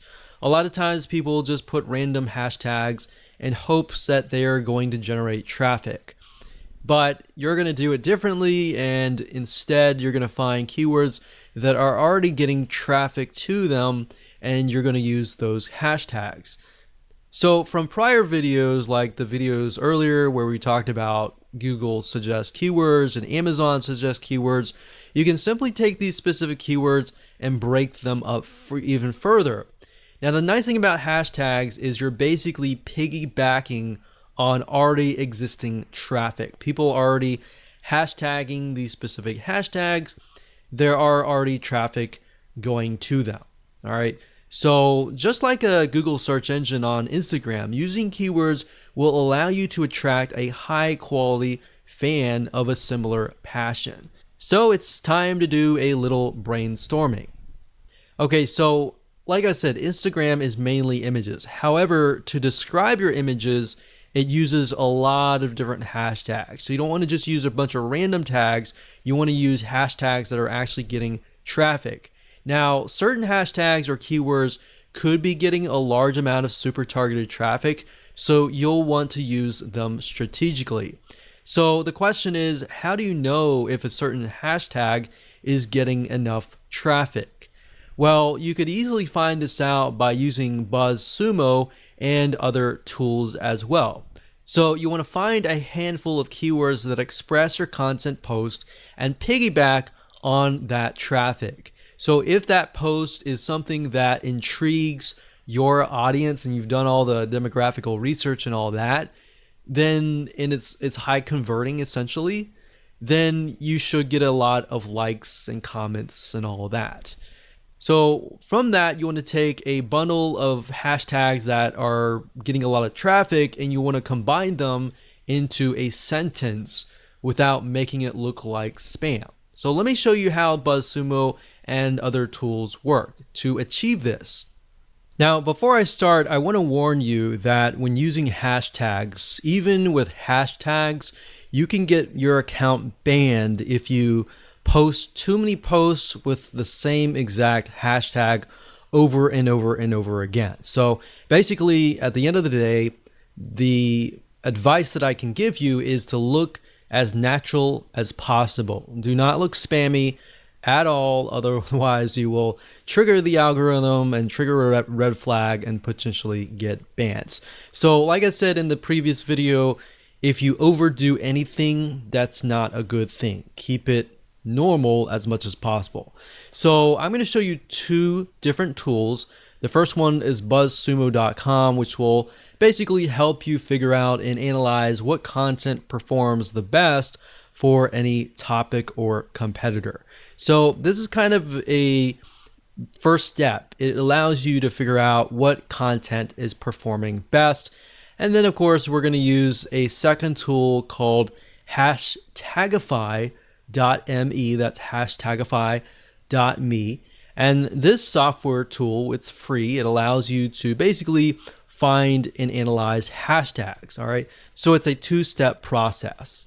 So the first thing you can do is you can either enter the domain name of a competitor. So if you're starting out, obviously you don't have the data and anything like that. So you could find the website of your competitor and enter that here, or you can enter a general keyword, like in this case, scuba diving, just to keep things more consistent. So we type that in and we do the search. We can filter by date, like what is the content that is hot within the last 24 hours, the past week, the past month, the past 6 months, and the past year. So if something is trending just recently, you might want to do at a recent date. And if it's consistent throughout many years, we could choose like the past 5 years.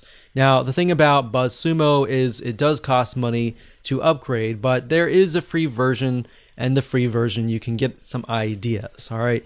So what we're doing here, you type in scuba diving and you can see what kind of content is really doing really well. So we can see like this one gets 68,000 Facebook engagement. We got Pinterest and all that. We can't necessarily see what's going on in Instagram, but Facebook is a good indication because, and then we have Pinterest as well. Pinterest is also a good indication as well because Pinterest is somewhat similar to Instagram in the sense that it's mainly images. So if we click on Pinterest shares and we can sort it, we can see what is actually doing really well as far as pictures go, right? So we can see the majority of these are like diving gear. So they're definitely selling stuff right here, right? So differences between a dive, a snorkel, mask, diving gear. So if we click on one of these, we can take a look at the content and just get an idea of the actual pictures that are involved in all of that. So with Instagram, you can't really link the image to like a URL except for the one URL that you get in your profile. So really what you're looking for is images that are engaging, that are getting high volumes of shares and all of that. Now what you need to do is next is once you get some ideas at BuzzSumo, you can hop on over to Hashtagify.me. So let's type in a hashtag. I've done that just now, scuba diving, and we can see that what it'll do is it'll take your keyword and it'll find the other keywords that are surrounding it, like travel, ocean, scuba diving, scuba adventure, underwater, and more. So these are good. And to the right here, you can see this is taken from Twitter. But think about it. We can see that these are the top ones, right? So if they're the top ones, you can simply come here and just grab these hashtags and use them for yourself. But this allows you to find hashtags that are getting traffic. So we could go here, we could type scuba, and we could look under Twitter and see what's going on. But this basically just allows us and gives us an idea of what different hashtags you could potentially use. Now, to get a better gauge on what the volume of traffic that particular hashtag is getting, you'd have to actually go on Instagram. And Instagram is a platform mainly via mobile, but we can actually go there now. Now, one thing you'll notice is that if you go to Instagram.com, you will have to log in. The one way to bypass that is simply by going to Instagram.com/Instagram, as you can see here in the address bar. So once you go here, you will see a search engine and you can begin to search for tags. So let's do a search for scuba.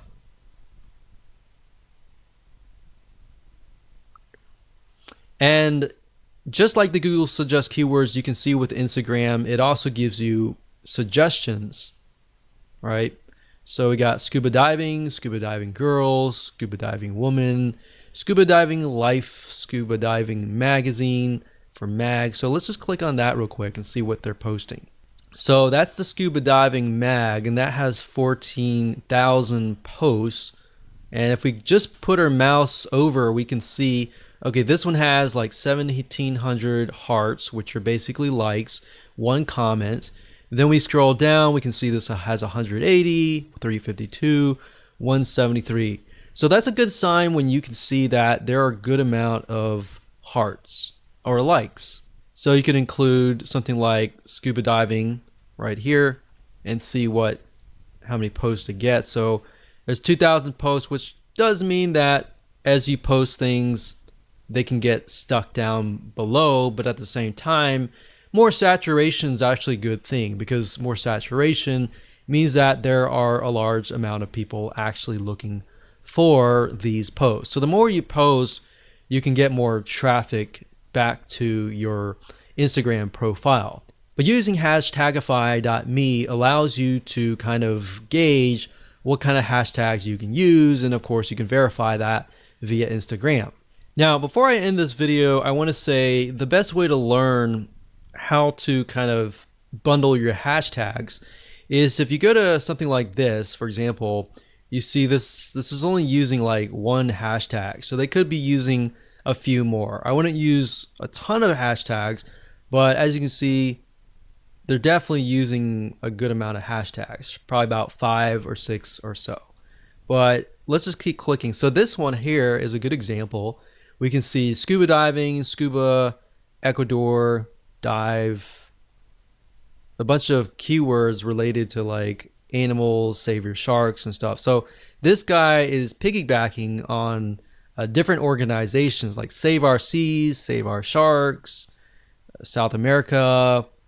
So basically he's taken all these keywords or hashtags that relate to each other but also relate to this picture and hashtags them. And that's great. So he's hashtagged about 10, 15 different hashtag keywords, and he's got a good amount of likes and all that.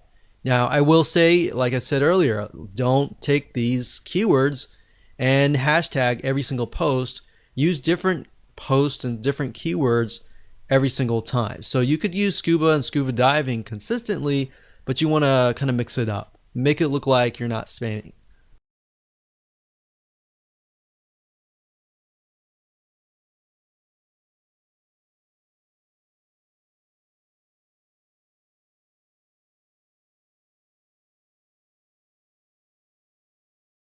Welcome back. This is video number 8. This is going to be traffic source number 4. So congratulations, you have reached the end of this video course. So this is somewhat of a mixture of traffic and optimization. This is something that most people forget about, but by doing so, you will rank higher in the Instagram ranking system, the algorithm, and all that, and that will help you. So basically, if you think about it, if you optimize your posts, then you'll tell Instagram where you need to be ranked. You'll attract the right person, and then you will get the right traffic. You'll get more conversions, likes, and then you'll increase your rank. So the next traffic source is image captions. Believe it or not, your image captions make or break whether you attract the right or wrong person. If you don't put image captions and you solely rely on the image and the hashtags, then you're not actually getting the full potential of traffic that you could be getting. So in other words, you want to be as descriptive as possible without being spammy like the hashtags, and you want to have captions for your images. So on top of the hashtags, if you do it all right, you have other keywords that you can essentially stuff in. And then that's the nice thing about Instagram is you can literally stuff in a bunch of keywords and actually get away with it and be okay. because that's what they're looking for. So also you want to make sure that they are optimized towards who you want to attract. So the key here is to optimize your captions, your hashtags, your pictures even, and much more. So while this may not sound like a powerful technique, like a mind-blowing traffic source and all that, it's because you're tapping into the Instagram algorithm. Once you get this right, you get the hashtags right, and you do your shout outs and all that, you can really kickstart and jumpstart everything so that you can begin to start creating a snowball effect. So the shout outs will help you in getting people to your page and all that.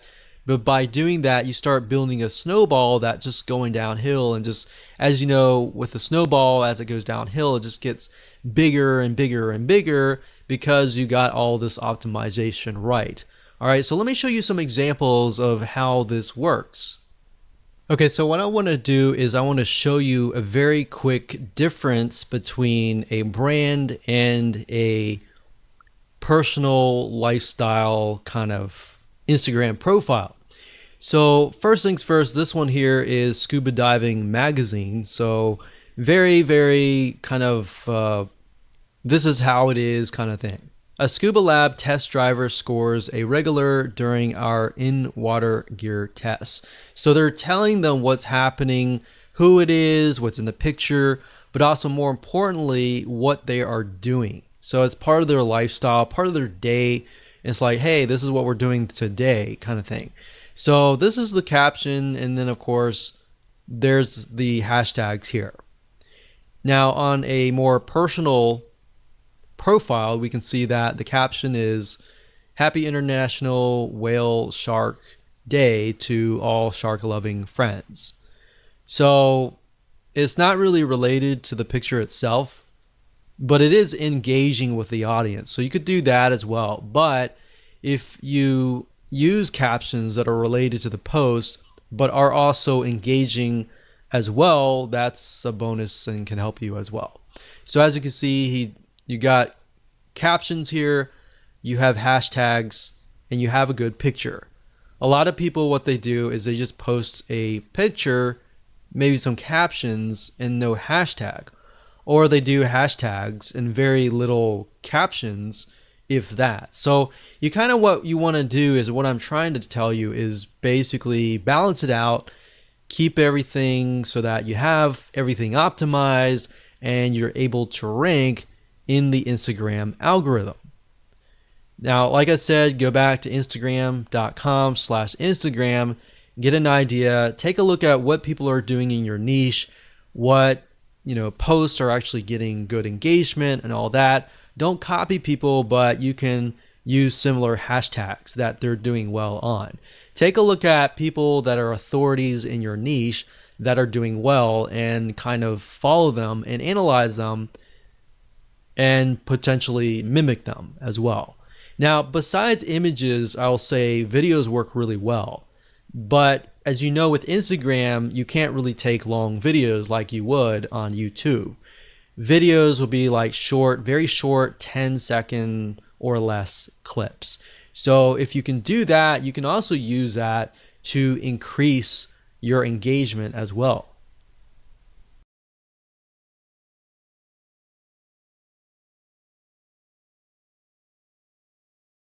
Now, before I go any further, I want to quickly show you the blueprints that I'm going to be talking about in this course. So there's a few steps for this blueprint. The first step is to create a video. And this is not just any video. The video that you're going to be creating for YouTube is going to be a video that has a good chance of going viral and a good chance of generating a lot of traffic. Now, it's not guaranteed, but there are a few things you can do to make sure that you create a hit video. Okay, so I'll be talking about that in this course. The next thing that you want to do is to direct that traffic to a funnel. So in the description field of your video, you're going to want to put a link to your funnel. Okay, if you don't know what a funnel is, it's basically a process that a lead or a customer goes through. So for example, the first page of the funnel could be a page offering a free gift, And in return for the free gift, the lead has to give you their email address. So they fill in their email address and they subscribe into your list. And the next step of that funnel would be where they would be offered an upsell or be presented with an affiliate offer that you're promoting. Okay, so basically you're going to be generating leads and sales from that funnel. And then once you have these leads, you could promote affiliate products to them on a daily basis or a weekly basis, depending on how comfortable you are promoting or emailing your list. Me personally, I email my list every day and it provides me with a daily income. Okay, so that's the blueprint for you. In the following videos, I'm going to get into more detail on how to do these steps. Now, let's talk about creating a hit video. First of all, you have to do research. You have to find videos that have a lot of views but few subscribers. Okay, and this could be for any niche that you're in or that you plan to get into. Because see, if you find a video that has a lot of views but it has a lot of subscribers, then you don't really know if that type of video or the topic of that video will generate a lot of traffic. So for example, if you see a video that has 100,000 views or a million views, but they have 100,000 subscribers or a million subscribers, then what if that traffic was generated because of the following that YouTuber has? So you got to find videos that have a lot of views but few subscribers, and then you could tell that the topic of that video was one of the reasons that it generated a lot of traffic and went viral. Okay, so for example, I typed on YouTube Bitcoin beginners or how to buy Bitcoin or something related to cryptocurrency, and I found this video which has over 100,000 views and only 5,000 subscribers. Okay, and looking at the date that this was published, it was published on January 2018, so it's about 6 or 7 months old. So it's not that bad that it's already got 100,000 views. If it was a year or 2 years old, then I may not be as impressed, but it's only been a few months and it's already generated 100,000 views with only 5,000 subscribers. So now what you're going to do is watch the video and then try to take notes and try to create a video similar to that. You don't have to copy it. You could do some more research on the topic and create your own unique video. Now, it's very important that when you create a video, you have to try to provide knowledge that's 1 or 2 levels above the general knowledge. Okay, that's how you're going to get fans and how people are going to subscribe to you. Because if you have a video that shares information that everybody knows or that's not too enlightening, not too many people are going to share your videos and you're not going to get too many likes. So you have to go above and beyond. Now, when you're creating the video, you could create on a PowerPoint, you could speak in front of a camera, or you could even outsource that to sites such as Fiverr. Okay, and the tool that I use for creating videos, such as the one that you're watching right now, is Camtasia. There are some high quality free tools online, so if you can't afford Camtasia, you could do some more research and find some free tools that will work for you. And lastly, it's important to create an image for your thumbnail that will attract visitors and make people want to click on your videos. So for that, what I use is a free tool called Canva, and let's just go to canva.com. You can open a free account here, and they have all types of templates. They have templates for YouTube thumbnails, ebooks, infographics, banner ads, and so on. So let's just click on YouTube thumbnail here, and let's just check out their templates.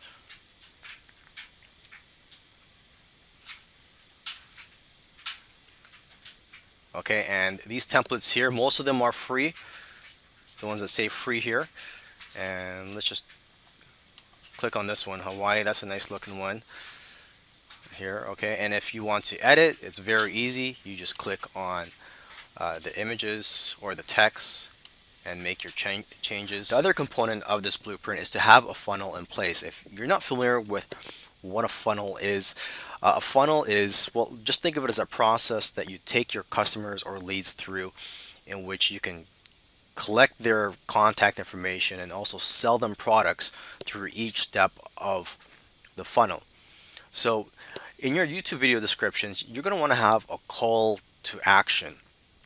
Okay, so for example, in the other video where I showed you a video that generated a lot of traffic, that video was about Bitcoin, or how to buy Bitcoin and cryptocurrency for beginners. So you could create a quick checklist showing all the tools you need to buy Bitcoin and cryptocurrency and offer that as a free gift. You could just say in your description, click here to find out what the best tools are for buying Bitcoin and other types of cryptocurrency. Okay, so obviously the product has to be related to the topic of the video. So when they click on the link, they get brought to your funnel. Now the first step of your funnel, or the first page you see, should be your squeeze page that offers a free product. And on the squeeze page should be an opt-in form so they could enter their email address and other contact information if that's what you require.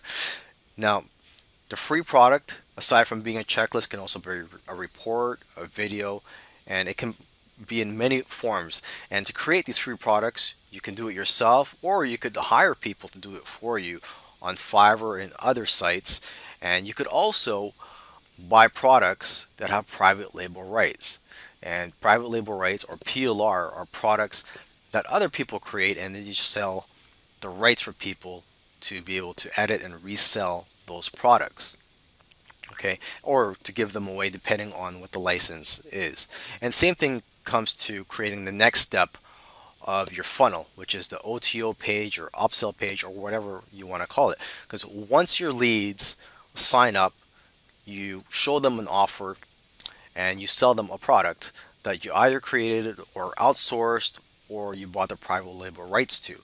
Okay, alternatively, if you don't want to spend the time creating a product and trying to sell them a product, you could just direct your leads to an affiliate product sales page.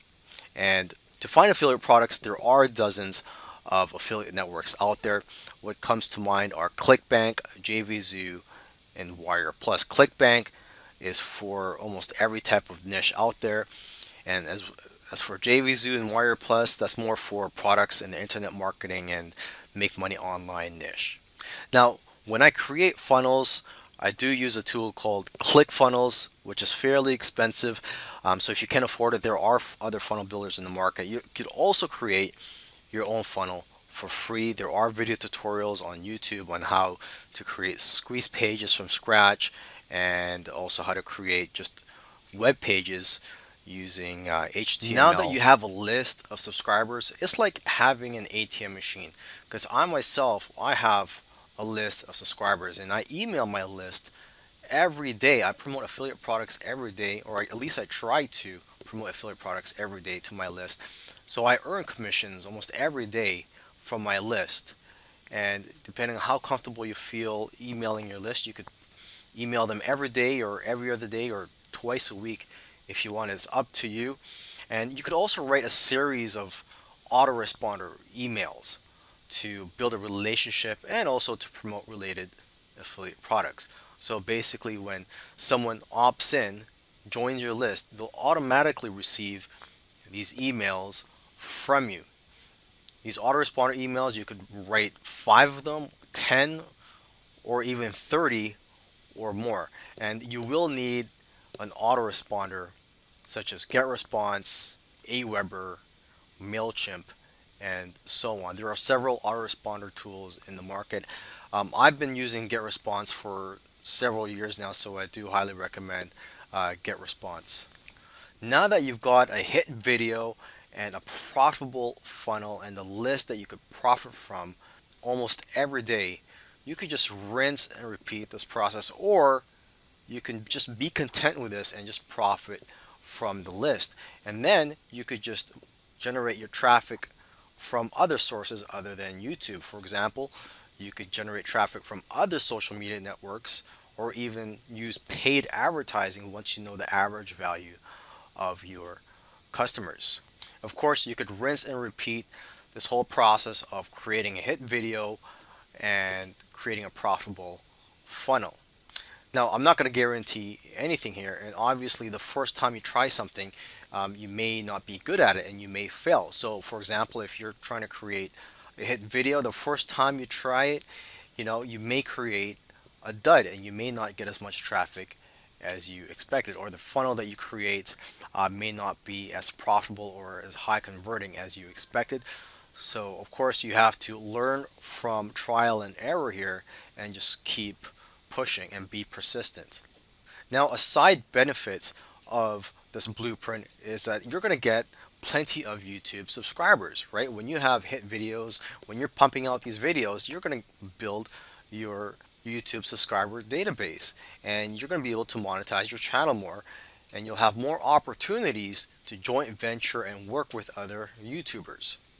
And what I love about this method is that you could profit a lot faster from it than the traditional way of profiting from YouTube, which is just to create videos and just wait till you have a large list of YouTube subscribers, which can take several months or even years.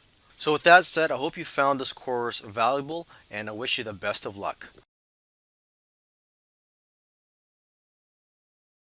I'm just going to go through some income streams in this video that you can earn as a YouTuber. Some of these you may already be familiar with and some of them you may not. Okay, so let me just quickly go through these. And then some of these I'll talk more about in the following videos. Now, the most well-known income stream amongst YouTubers is AdSense, Google AdSense. And basically, when you're watching a YouTube video and you see an ad, and if you click on that ad, the YouTuber who posted that YouTube video will get paid by Google.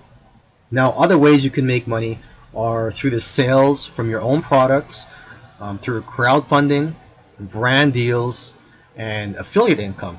And these income streams that I just mentioned, I'll cover more in the following videos. Other ways to earn money are through consulting, speaking opportunities. You can also license some of your video content to brands that want to take your content and make it a part of their commercials. You can set up a paid membership site in which you can provide more training and other perks. And you can do super chats, and this is where you can get paid through your live streams. You can also do freelance services. And lastly, my favorite income stream is to build an email list that you can continually market products and or services to. And I will also be talking about this in another video in this series. I'll also be talking about the super chat in another video in this series. Okay, so with that said, the first income stream that I'm going to talk about is Google AdSense, and this is probably the most well-known income stream amongst YouTubers, probably because it requires the least amount of work. And this is actually my least favorite income stream. Okay, now if you're not familiar with Google AdSense or you don't know what it is, it's basically where you share revenue with Google when their ads are displayed on your videos, and a viewer clicks on that ad or watches it fully. Now, here's what I don't like about this business model. First, you cannot control this revenue stream, and you're going to make very little money through this business model. You're only going to make between $1 to $2.50 on every 1,000 views, or CPM. CPM means cost per thousand. So for every 1,000 views on your videos, you're only going to get paid between $1 and $2 or $2.50. So if you do the math, if your goal is to make, let's say, $1,000, then you need to get 500,000 views. There are exceptions though. If you niche your channel down and become really targeted, you can earn more money per 1,000 views. For example, I know of a YouTuber who's making $15 instead of the average $1 to $2 per 1,000 views. So for every 1,000 views, he's making $15. So if you want to start putting AdSense ads on your videos, there are some new YouTube requirements. You do need at least 4,000 hours of watch time within the past 12 months. and at least 1,000 subscribers. Now, if the thought of making money through AdSense depresses you, don't worry. In the following videos, I'll talk about other business models that you can apply in which you can actually earn more money than AdSense, and that requires, or actually does not require you to have. In the previous video, I spoke about Google AdSense and that you don't earn much with Google AdSense. And luckily for you, there are business models that pay a lot more, such as affiliate marketing. You can earn 4 times more with affiliate marketing than having YouTube ads or Google AdSense. Okay, you simply put links in your YouTube description, and these links, well, let's call them affiliate links. When people click on your affiliate links, they'll be brought to a page, to another website, and if they buy something from that website, you earn a commission. And there's an affiliate program for almost everything. So you find the right one for you, sign up as an affiliate, and then start promoting those products. The most well-known affiliate program is Amazon. So just head on over to Amazon if you haven't already gotten an affiliate account with them. And when you're an affiliate, you start using affiliate links and earning commissions when people purchase through your link. It doesn't even have to be the product that you direct people to if you're using Amazon. As long as it's within their cookie period, if they purchase anything on the Amazon website, it doesn't even have to be related to the product that you're promoting. You will still earn commissions from Amazon. Another popular affiliate program is ClickBank, and that is more for digital products such as ebooks, online courses, and video tutorials. So you go to ClickBank, sign up as an affiliate, and you will find products for almost every niche. So that's worth taking a look. And there are dozens of affiliate programs out there, so you can just do a Google search and see which ones are more appropriate for your business. Now, to increase the likelihood of your viewers actually clicking on your affiliate link in your description, you have to create good quality videos. And when you're promoting affiliate products, there are several types of videos that you can make. For example, you can create a video in which you do a product review. So for example, if you want to promote the Vitamix blender, which costs around $500, you could do a review of that product. Or you could also do a tutorial, a video tutorial of that product. So you could show how to use a product or how to fix it and so on. You could also create a favorites video. You create a video showing which products by Vitamix are your favorites. Now I'm just using Vitamix as a quick example off the top of my head. You could also create a best of videos, comparison videos. So again, using the Vitamix example, you could create a video comparing Vitamix to the competition or to other blenders within the Vitamix company. Okay, so there's hundreds of other types of videos out there, but those are one of the best ones you can create. Lastly, make sure to give a full disclosure about your relationship with the advertiser or the sponsor in the video, and in the description and in the advanced settings, check off the box that says your video contains. Now, what I like about this next one is the fact that you can earn recurring income from this model. And what I'm talking about is earning income from a website called Patreon. Patreon is sort of like a platform that you can use to have your own paid membership site, except that Patreon does all the work. It's also a crowdsourcing type income model that's based entirely on rewards and incentives that you get to design for your own audience. So if you're a YouTuber and you have only a few subscribers, it's still possible to make 4 figures per month. There are more than 2,000 video creators making more than $1,000 each month on Patreon. You can choose to get paid either per month or every time you publish new content. And what I recommend to a lot of people is to choose to get paid per content. This way you'll be more motivated to create more high quality content. Aside from the recurring income, what I also like about this business model is that you're not relying on YouTube and Google AdSense, and that you're being supported by the people who watch your content.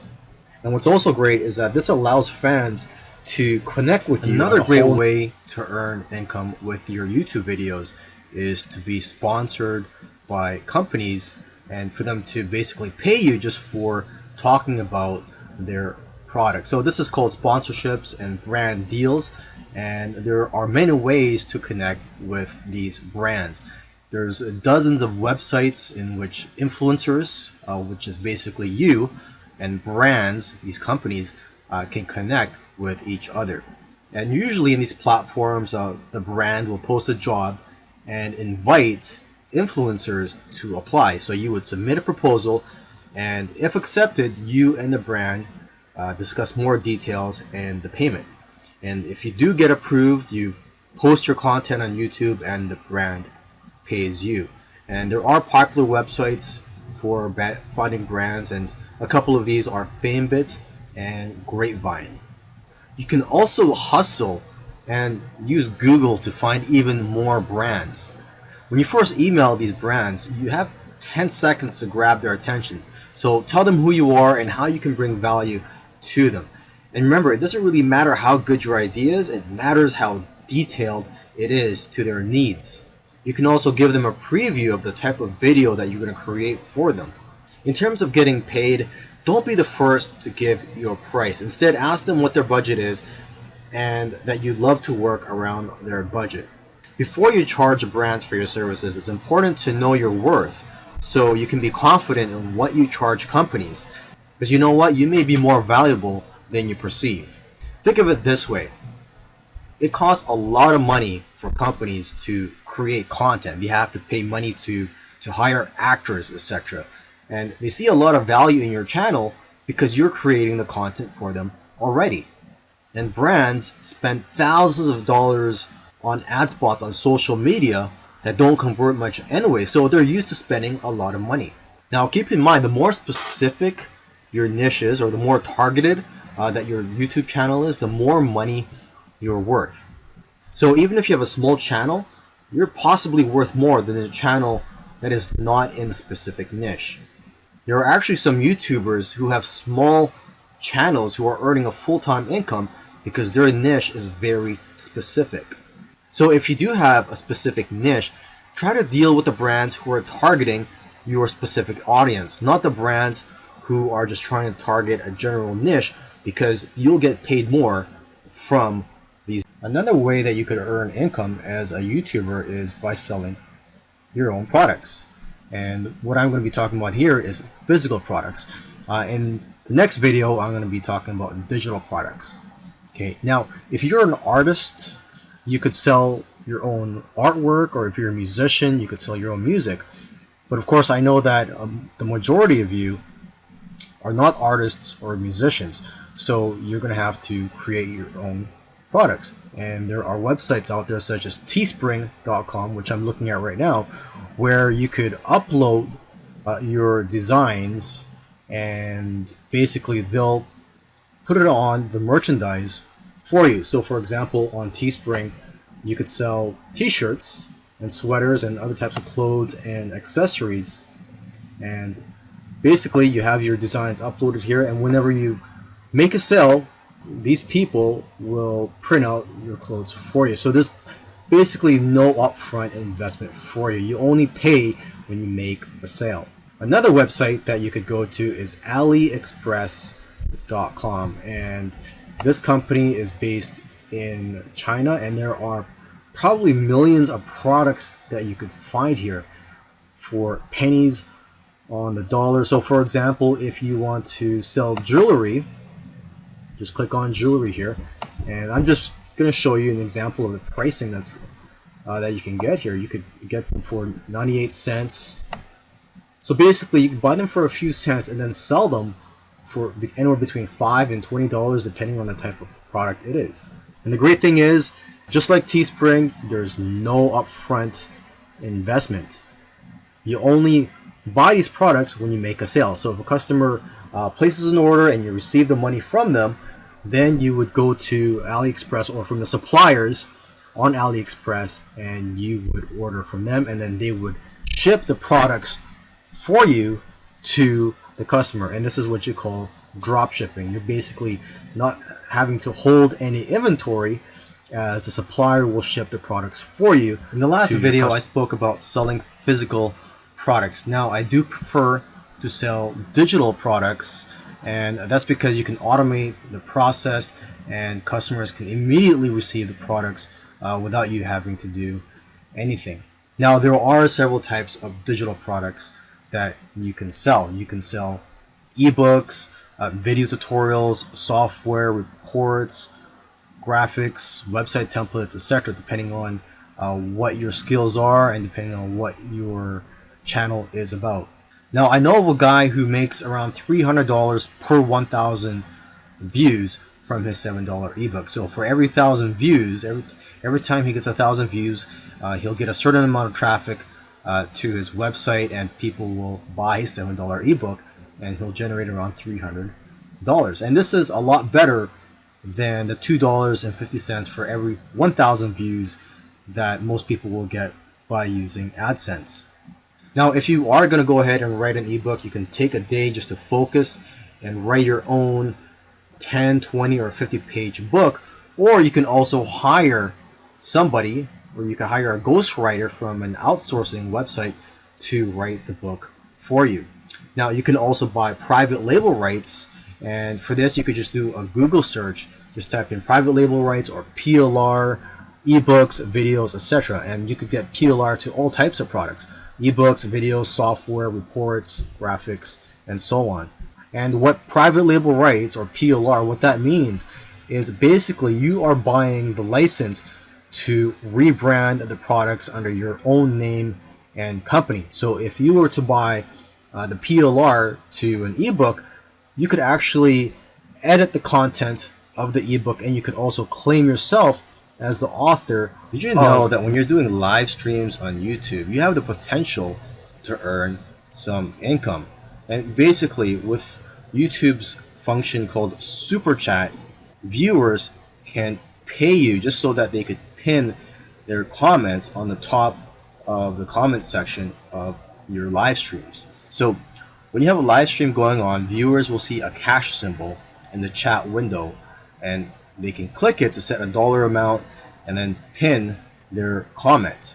So basically, this is a way for fans to pay you money in exchange for attention.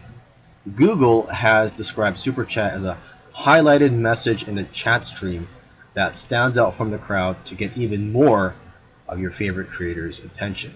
So after paying, your fans' comment will remain pinned to the top of the chat for up to 5 hours. And the more that a fan pays, the longer that the comment gets pinned to the top. A benefit of this feature, aside from the fact that you'll earn more money, is that it's a way to better connect with your biggest fans. However, Super Chat is only available to those who are part of the YouTube Partner Program. And keep in mind that YouTube takes about 30% of the Super Chat. Out of all the business models and income streams that I talked about in this video series, my favorite one is building an email list. And with an email list, you could promote products to your fans and your subscribers time and time again. And basically, you'll just have more opportunities to promote things to them if you have a list. And another great thing about it is that you don't want to be too dependent on YouTube. YouTube can shut down your channel anytime, as they've done to many other YouTubers. So it's a way for you to gain your independence from YouTube just in case. Having an email list is also a great way for you to build a relationship with your fans and your subscribers. And of course, you may have heard of the saying, the money is in the list. I promote affiliate products every day to my list and earn money every day because of that. And aside from the affiliate products, you can also promote your own products and merchandise. You can promote your Patreon page. You could just simply let them know of your latest videos. And basically, you could promote business models that I talked about in the previous videos. And it goes without saying, you should provide value as well to your list by giving them free tips and advice every once in a while, and not just always trying to sell them something. Now, when it comes to building your list, you will need some tools. You will need to build a squeeze page. A squeeze page is a web page that you need to collect email addresses from your leads. And although you can create it for free, there are video tutorials on YouTube for that.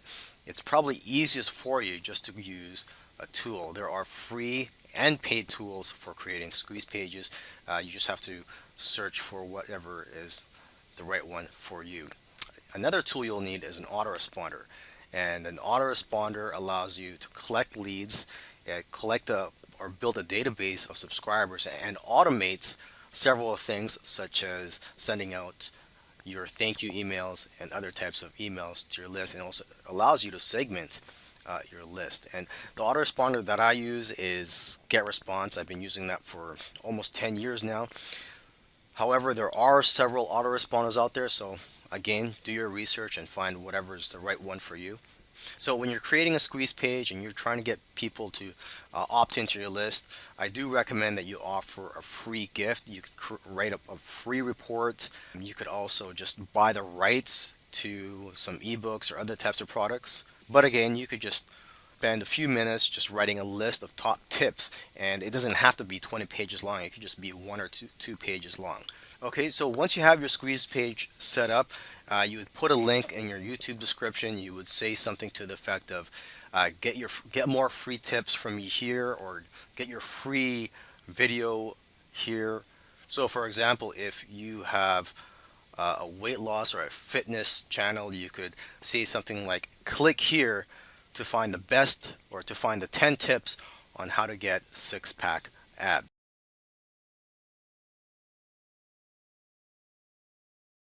So what is Patreon? Well, you can think of it as a membership platform where creators can get paid easily for the content that create. Okay, and Patreon, what you're looking at right now, is a Patreon website, patreon.com. I suggest you go and take a look at this, and it'll show you all the benefits of joining Patreon. And basically, you can choose to get paid every month, or for every time you release new content. And that's something that I recommend to you, if you can do, is to choose to get paid for every time you release content if you do it frequently, because you'll just get paid more and you'll have more motivation to create content. Now, Patreon is not just for YouTubers, it's also for influencers from other social media platforms. It's also for musicians, for business people, and almost anybody, as long as you have an audience that wants to support what you're doing. Now, as an example, let me just show you what your Patreon page will look like. Okay, I'm going to go to this YouTuber's Patreon page. Her name is Sylvie Von Douglas Itu, and basically she makes videos about the sport of Muay Thai. And as you can see here, she has over 1,194 patrons to be exact, that are paying her every month or every time she releases new content. But if she's getting paid every month, and let's say she's getting paid $1, that's, she's getting paid over $1,000 a month. If she's getting paid $10 a month from these people, that's $10,000 a month. Okay, and as you can see here, this is where you would put your goals, and there's a progress bar here saying, showing people how far it is getting complete, and it shows here that it's 100% complete. And this is where you explain your goal. This is your video, where you get to tell people who you are and give them reasons why they should donate or pay you and support you. Okay, and you could put some text here for your description and also what you are about. And on the right side here, it shows the rewards and different tiers that your patrons can join. So if someone joins for $1 or more per month, she's listed all the benefits or the rewards that they'll get. And if you want to pay $5 per month, she's got that tier here, and she lists the rewards, or basically the type of content, exclusive content, that you will receive if you are a $5 per month member. And it keeps going up. There's also a $10 tier, $15 or more, $35, and I'll just keep going down. She has several tiers here. I'm just going to see what the highest level is. And here it's $250 or more per month. That is the highest tier that she has, and that is for somebody to officially sponsor her. Now in the next video, I'm going to give you more reasons why you should join Patreon. So why should you use Patreon? Well, if you're a YouTuber and you have a small channel, it's possible to make at least 4 figures per month if you're able to use Patreon effectively. Or if you're an influencer from other social media platforms, you don't necessarily have to be a YouTuber. Or if you're a musician, a businessman, etc., you don't need a large list of subscribers, or you don't need a large fan base or audience to be able to make a living from your work. There are more than 2,000 video creators making more than $1,000 each month on Patreon. And Patreon allows you to get away from the traditional ad format where you get paid for ads being placed on your YouTube videos. Instead, you're going to be able to be supported by the people who watch your content. And that's what I love about Patreon. Okay, so you can earn a sustainable income while retaining full creative control, and it allows fans to connect with you on a whole new level. Setting up your Patreon account is pretty straightforward, but let me just give you some quick pointers here. When setting up your Patreon, keep it simple at first so you can just get it off the ground as soon as possible. You don't have to set up everything right away. And to make it faster setting up, just use your YouTube channel cover art and profile picture and put them on your Patreon account. You want to make your Patreon page look the same as your YouTube channel anyways. And that'll make it easier for those who want to join and recognize that it is your Patreon page. Now, your video that asks people to join should be short, preferably around 2 minutes. And it has to be to the point because people have short attention spans. For example, just tell people what goes behind the scenes so that they understand the hard work and the money required to produce your YouTube videos. In the text area, you have to explain where the donated money is going to be contributed to. You also want to create a special thank you video for your patrons because you want them to like you as a person. And make this video private on YouTube so others can't see it. Lastly, try to create a community amongst your patrons. For example, you can provide links to articles related to your niche and provide your comments on these articles. You can also add content that's different from the content on your YouTube channel and your blog. Now, you're going to have to show what your goals are to your potential patrons, and you have to make these goals attainable so that people can see that your goals are being reached. And as I showed you in a previous video on Sylvie's Patreon account, there's a progress bar on there, and it shows how much of your goal has been completed. So try to create 3 to 5 goals. It's been shown that high earning creators tend to have multiple goals.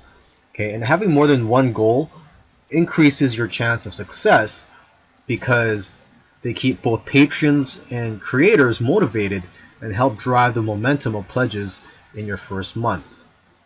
Just don't have too many goals because that may be too excessive and it may overwhelm your patrons. Now, if you remember in a previous video where I showed you Sylvie's Patreon account, her rewards were shown on the right side of the page. And in my opinion, it's your rewards that you offer to your patrons that's going to determine your success with your membership. So in this video, I just want to give you some tips when it comes to offering rewards. In the next video, though, I'm going to give you examples of rewards that you can offer. Okay, but for now, let's just go through some tips here.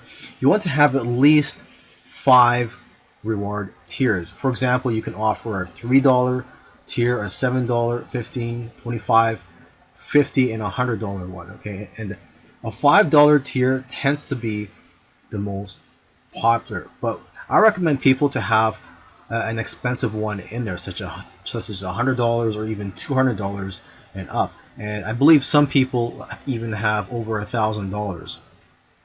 Now, you want to grow it slowly because if you have too many reward levels, it'll confuse and overwhelm people. Now, let me just give you one quick example of reward that you can offer. One reward that you can give is to list the patrons' names at the end of your videos. This also allows you to mention or promote your Patreon account in a genuine way. You have to be willing to experiment and try new things. Rewards can be changed and discontinued. Just be transparent with your audience and let them know what you're changing. You want to keep the popular rewards and remove the unpopular ones. And try to offer rewards that benefit your community.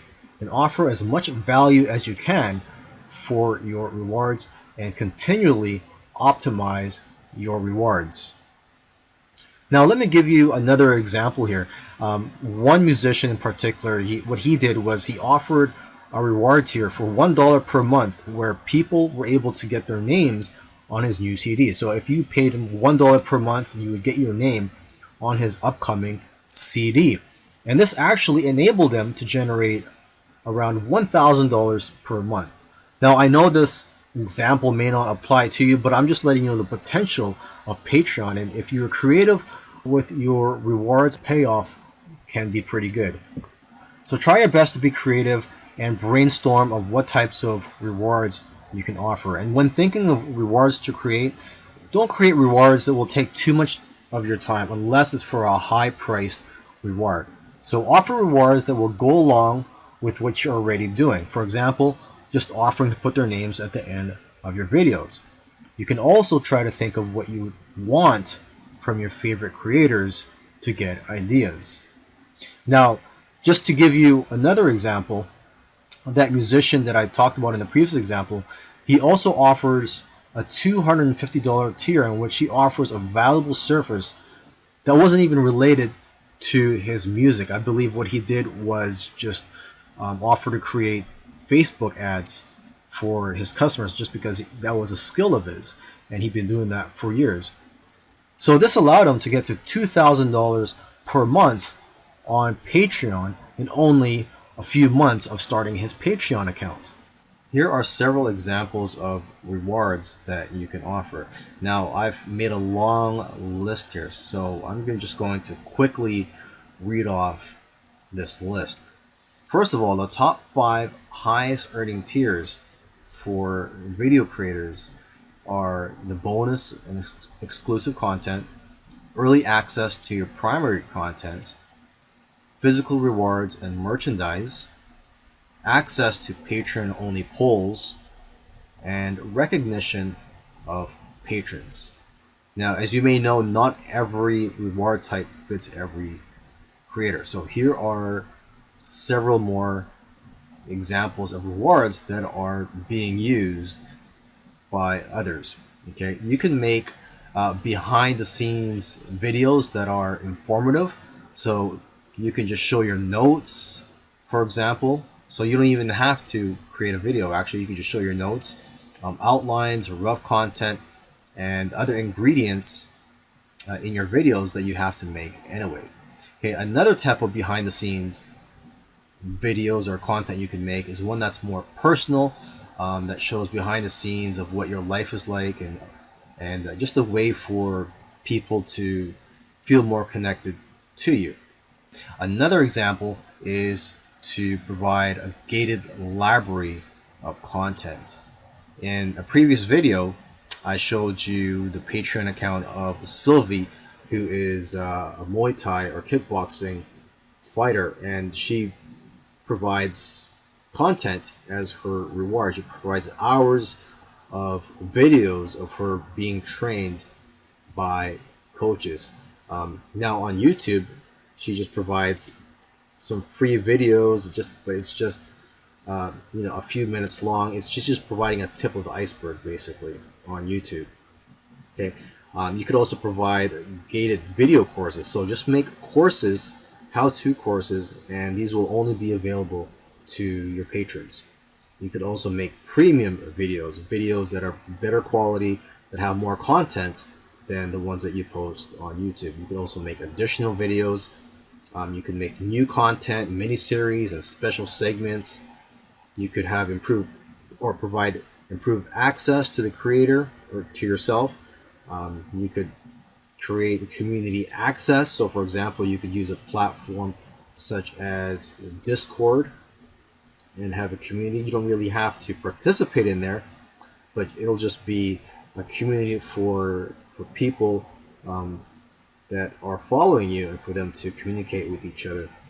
You could also provide supplemental materials. So for example, if you're a musician, you could provide the music sheets, and if you're an illustrator, you could provide the Photoshop files. Okay, so I'm just going to scroll down the list here. You could also offer fan participation. There's a band that offers their fans to be in their music videos. I think they charge $1,000 per video. I think that's part of the reward, because as you know, you could charge your patrons per month on a per month basis or on a per content basis. So I think they're charging per content, so it's $1,000 per music video they make. They'll allow you to be in the video. Another way you could do this is, if you're not a musician, you could just have people participate in your regular YouTube video, or you could just have a Skype or just have them shoot a video themselves and send that to you, and you'll just put that video in your YouTube video. You could also offer live streaming. You could offer personalized services. Now for personalized services, you can charge a higher price. So for example, you could charge anywhere between 100 to even 1,000 or more, depending on the service that you're offering. You could offer consulting services, one-on-one coaching, etc. Okay, you could also offer Q&A sessions. You could offer digital signature or a digital poster. So what you can do is, by using Photoshop, you can put your signature on top of an image and allow patrons to download it. Another example is for you to follow them on Twitter and also do a shout out. You can also provide access to your ideas list, brainstorms, and show notes, and also give them your list of ideas for a particular video.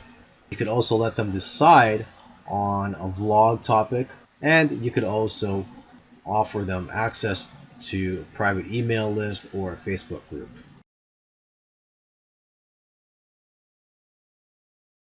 Now, why should you use YouTube to promote affiliate products? There are many other ways to promote affiliate products, such as building a list or creating review sites.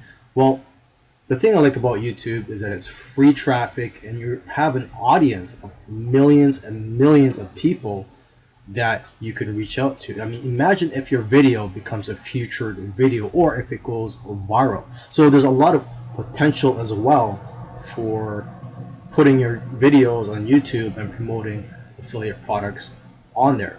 Okay, so it's great for anybody that's starting out, who don't have money to invest, or who don't have a current list of subscribers or audience to market to. And even if you do get a small amount of views or a small amount of subscribers on your channel, you could still make good profits. I'm not guaranteeing it, but I have seen it with other people who start out and within a few months they're already generating handsome profits, even with small views. Because as you know, there's this misconception out there that in order for you to make a lot of money on YouTube, you have to have millions of views and hundreds of thousands of subscribers. And that is true in some ways, but there are many ways to profit from YouTube, and many of these ways don't require you to have a large audience. Okay, so that's another great thing about YouTube, is that there are many other ways to monetize your YouTube channel. And in the following videos, we're going to be focusing on one of them, which is affiliate marketing. So where do you find affiliate products to promote? In this video, I'm going to quickly go through some affiliate networks that you can use to find affiliate products. The first one I'm going to show you here is Amazon, which I'm sure you're already familiar with. It's probably the most popular affiliate network out there for anyone looking to promote affiliate physical products. And the great thing about Amazon and of course other affiliate networks is that you don't get paid commissions for just the products that you promote. So if you or if somebody clicked on your link to go purchase a camera, a $500 camera that you're advertising, let's say they purchased that, but then let's say a day later they go back to Amazon and they purchase another product. Well, because of the way their cookies work, you're going to get paid commissions on that other product as well. Basically, you're going to get paid for other products that customer purchases after going through your link. So even if it's a totally unrelated product, if it's within a certain time period, you'll still get paid commissions on all the other products that they purchase. Here's another great affiliate network. It's called ShareASell, and a lot of popular brands are on here. Okay, and here is Rakuten Marketing, formerly called LinkShare, and again, a lot of popular brands are on here. And let me just scroll down here. You can take a look at some of the brands that you can promote, such as Walmart. You can promote products from Walmart by signing up as an affiliate at Rakuten Marketing. Okay, there's also Sephora. Let's see what else. Ray-Ban, and the list goes on. Here is another popular affiliate network, CJ, formerly called Commission Junction, and you'll find some good brands on here. And here is Impact Radius, where you'll find some popular brands such as Pet 360. And if there's a particular product that you want to promote but you can't find that, or you can't find their affiliate program on any of these networks, you can just go to Google and just type in the product or the company name and just type in affiliate program, and most likely you'll find an affiliate program for that product or the company. Now, if you want to focus on promoting digital products and courses, such as courses on how to lose weight or how to make money online, you could go to ClickBank. They have digital products on there that you can promote in a variety of different niches. A great affiliate network for internet marketing related products is jvzoo.com, and they do pay instant commissions through PayPal. Another great network for digital products in the internet marketing niche is Warrior Plus, and again, they also pay instant commissions through PayPal. Working with Amazon can be a little tricky, so I've made this quick video just to give you a heads up and so that there are no surprises coming your way.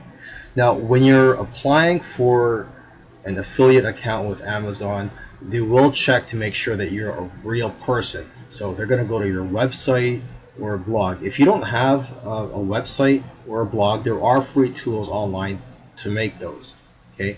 Another thing is, I know it's common sense, but you have to read their rules. A lot of people do not read their rules because, frankly, a lot of people just don't have time, or they do not think that it's that important to read the rules. Okay. They have several rules, a lot of them that may surprise you. So, for example, you can't just use any link shorteners such as Bitly in order to shorten your affiliate links. You have to use the one that's provided by Amazon. Okay. Another thing is, you cannot put affiliate links in emails or PDFs, and you have to use the buy now buttons that are provided for by Amazon. You can't just go on Google Images and look for any Amazon buy now buttons. Okay, and there are several other rules that may surprise you, so make sure you read the rules first to prevent your affiliate account from getting closed down. Promoting digital products is similar to promoting the physical products, with a few differences. When you're promoting digital products, try to show the sales page on the video and provide some comments about the sales page. For example, you could, if you find the sales page to be a little too hyped up or a little too hypey, you could mention that. But also mention the quality and the features of the product that are on the sales page, and also try to read some of the testimonials that are on the sales page. Also, try to tell viewers what the upgrades are. So this information should be available on the JV page. And to give people an incentive to click on your affiliate link, try to create some bonuses. You don't have to make the bonuses yourself, but you could just use private label rights content and use that as bonuses. Okay. You should also try to show the viewers the members area. So you should try to get a review copy if you can, and if you cannot, just purchase the product, and customers will see that you actually took the time to review the product. And tell them all the things that you like about the product, and mention a couple of things that you dislike, because like I said in the other video, if you mention what the weaknesses are or what you do not like about the product, people will respect your review more, and they'll see that you're being honest. A lot of affiliates do not disclose their affiliate relationship. As for me though, I do not want to get in trouble with the FTC. So what I recommend people to do is to disclose verbally and in text, which is in the description of your video. Disclose the relationship that you have with the product that you're talking about in the video. Now, this is not legal advice I'm giving you. I'm not a lawyer, so if you want some legal advice, go see a lawyer, or do your own research. Okay, so I'm just speaking from personal experience, and I'm just giving you a tip if you want to follow it or not. Now, when you are disclosing your affiliate relationship, try to be positive about it and try to mention it first thing or early in the video, not at the end, so it doesn't seem like you're trying to hide something. Okay, and as for disclosing it in your description, you could put it at the bottom. Okay, and I provided a sample disclaimer that you could put in the bottom of your description. As you can see here, I'll just read it for you. It says, a disclaimer: this video and description contains affiliate links, which means that if you click on one of the product links, I'll receive a small commission. This helps support the channel and allows us to continue to make videos like this. Thank you for the support. If you want to grow your income even more, I highly recommend that you build a list of subscribers outside of YouTube. So what I'm talking about is a list of subscribers that you could email to whenever you want to promote affiliate offers or even your own offers. So to do this, what you can do is just create a helpful video that provides content. So this could be content on how to lose weight or how to make money with YouTube or whatever your niche is. Okay, so try to provide helpful tips and content in that video. And then about 2/3 of the way in the video, or even just at the end of the video, talk about your free reports, checklists, etc.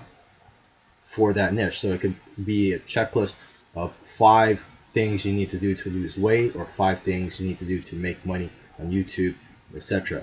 And provide a link in the description for your viewers to go to sign up for that free offer. Now, building a landing page and creating your offer is beyond the scope of this course, as this course is mainly about YouTube. So I recommend you check out some other courses on how to create your own products, digital products, and how to create squeeze pages and funnels. Now, when you're creating your free products, I've mentioned this before, but you could use private label rights content, and that's content that you could buy or even get for free, that you could brand as your own. You could edit it, you could put your name on it and claim it yourself as the author.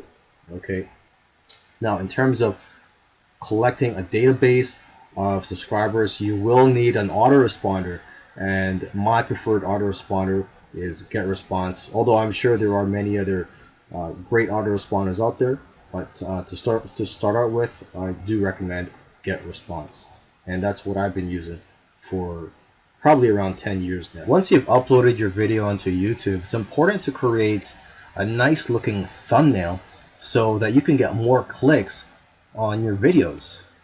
I'm here on Google and I typed in digital marketing course review just so I can take a look at the thumbnails for each listing. Now, I've never heard of a course named digital marketing course review, but I just wanted to make an example here for this video. And just looking at the listings here, The one that gets my attention the most is the one on the bottom because of the thumbnail. So I'm showing this to you just so you know that, hey, videos with thumbnails are more likely to get attention and the clicks. Okay, and if I were to go to my YouTube page, here's some more examples of some nice looking thumbnails.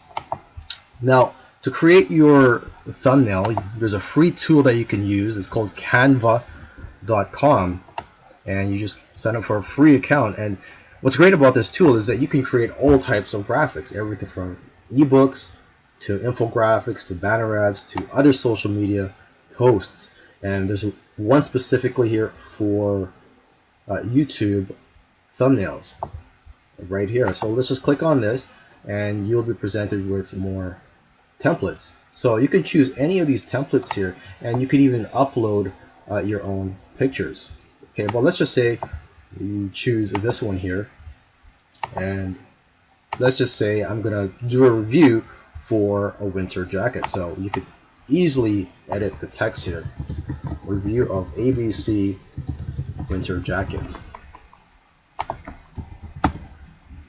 Okay, you can edit this text and you can move this text too. And when you are satisfied with the image that you've created here, you just click on download.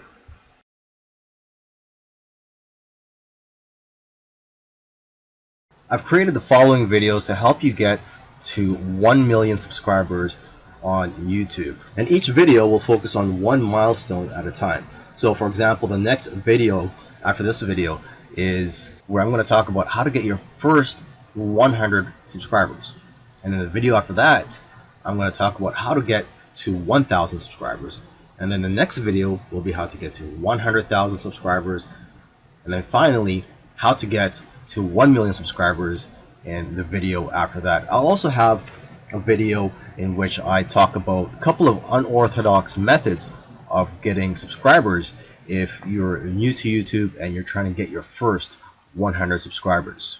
So follow along and I'll see you in the next video, and let's talk about getting your first 100 subscribers. Reaching your first 100 subscribers. Now, for some people, 100 subscribers may not seem much. And for others, 100 subscribers seems a lot.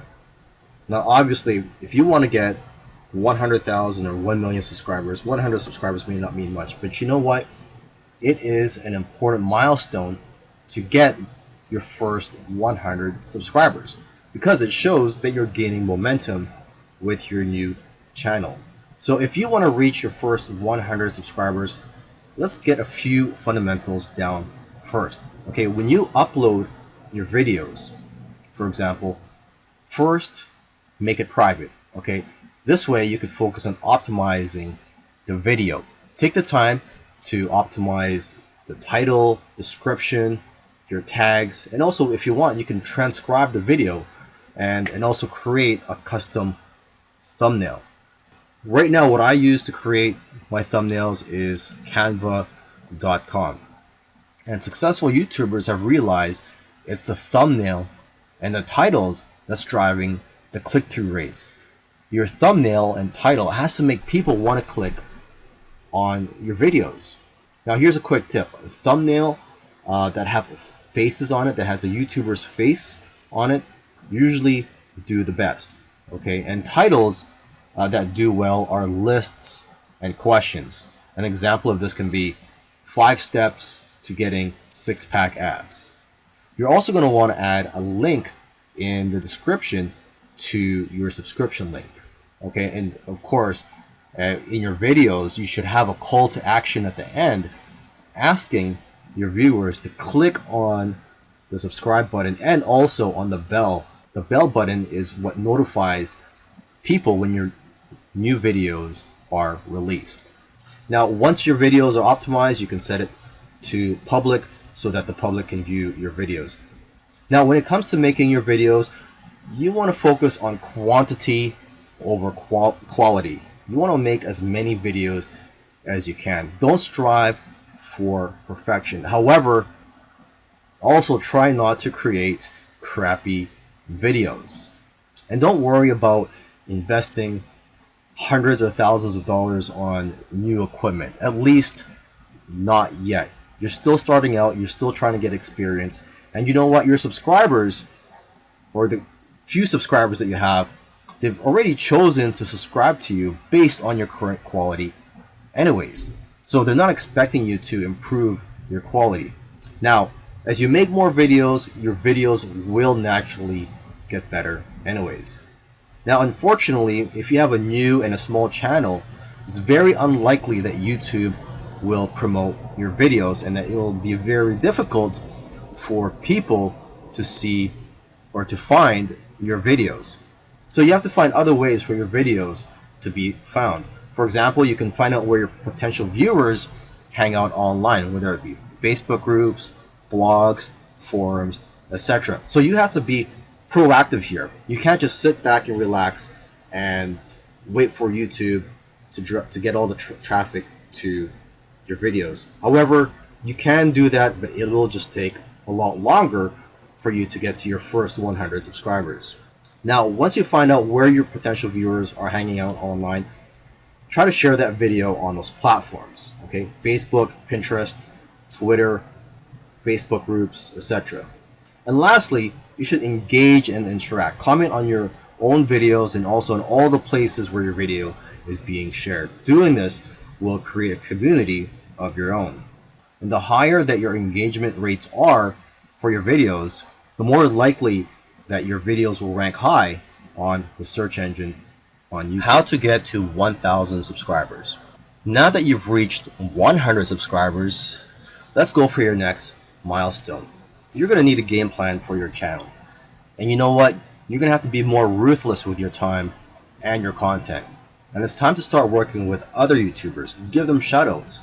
And don't just ask for the much bigger YouTubers for shoutouts, but also ask the people who are on your level or even below you. You're also going to want to start using YouTube's analytics tools so that you know when people are abandoning your videos and what's causing them to leave. You're going to want to find out how your viewers are finding you and how well your engagement is. And you need to track what you need so you can make adjustments for the future. You can also see which of your videos are producing the most amount of subscribers. So keep creating more videos like that. You have to give people what they want and stop making content that's not getting as much views as your other content. So basically, you have to find patterns that impact your audience. So when you shoot your next videos, you can shoot them in a way that have better audience retention. Now, when you're trying to rank your videos on YouTube search engines, YouTube values watch time more than how well your videos are optimized for keywords. So now you need to focus on ways to increase the watch time on your videos. You need to get as much watch time as you can on your videos within the first week of them being published, because that will greatly influence its rankings on YouTube's search engines. Now that you've reached 1,000 subscribers and you have the ball rolling, let's start looking at the bigger picture here, and let's aim for 100,000 subscribers. And I'm going to be honest with you, it's not easy, and you're going to need to be consistent. You should try to make a schedule if you haven't already, whether it's making 1 video per week or 3 videos per week or even 5 videos a week if you can. But find a schedule that's right for you and try not to burn yourself out. You also have to start thinking about investing in better equipment. You have to up your game here. Some YouTubers have invested over tens of thousands of dollars in camera equipment alone. You're going to also want to invest in better computers and other types of equipment for your studio. You should also start doing collaborations if you haven't already. I know of one YouTuber that grew by 1,000 subscribers in one day when they first did a collaboration. Before that, their biggest day was 150 subscribers. If you collaborate with a lot of people, you're going to be crossing audiences and you're going to be able to grow your subscribers by leaps and bounds. Now, I know I've talked about SEO and optimizing your videos in previous videos, but I just want to remind you to keep focusing on SEO, okay? And a couple of things I haven't mentioned before are to get other tools outside of YouTube. For example, you can get a free tool called keywordtool.io to give you ideas on what to name your titles and see what people are searching for. You can also get a Chrome extension called Keywords Everywhere. Use this to find what keywords are being searched for on Google and YouTube. Another Chrome extension you can get is called vidIQ. This helps you get keyword ideas and helps you with your tags. So it's similar to TubeBuddy. And another quick SEO tip here is to name your thumbnail, because this affects your SEO. I cannot stress SEO enough here because it's going to play a big part in your success on YouTube and in your goals of getting up to 100,000 subscribers. Getting to 1 million subscribers. Well, that was a big milestone, getting to 100,000 subscribers. Now, the next milestone is to go for 1 million subscribers. And you know what? You're going to need a little bit of help and some luck as well. But you have to realize that the growth, or your growth on YouTube, is exponential, or at least that's how it works for most YouTubers. And what this means is that for example, 6 months, you'll be growing at a faster rate than at the rate that you're growing now. So it's unpredictable as to how many subscribers you're going to have in 6 months to a year from now. Of course, it all depends on your work ethic and the amount of effort you put into this and how many videos you're making. But let's state the obvious here. Getting to 1 million subscribers is no small feat. It is difficult to get there. Now, one area that you're going to need some love in is in the suggested and recommended bar of YouTube.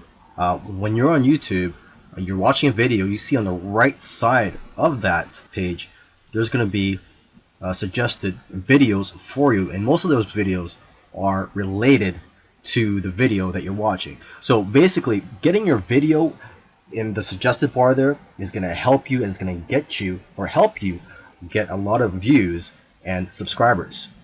Unfortunately, nobody except for YouTube knows YouTube's formula for putting your video in the suggested bar. But obviously, if you make a video that's related to someone's, there's a chance yours will show up there. So just imagine if you have a video that comes up beside PewDiePie's video, you can have views coming in for months. And with those views, subscribers follow. Now, for those of you who don't know who PewDiePie is, he's probably the biggest YouTuber out there, probably with the most subscribers. To increase your chances of showing up in the suggested bar is to make videos based on a trendy or popular topic, and then putting your own spin on it and making it unique and having your own unique angle to it.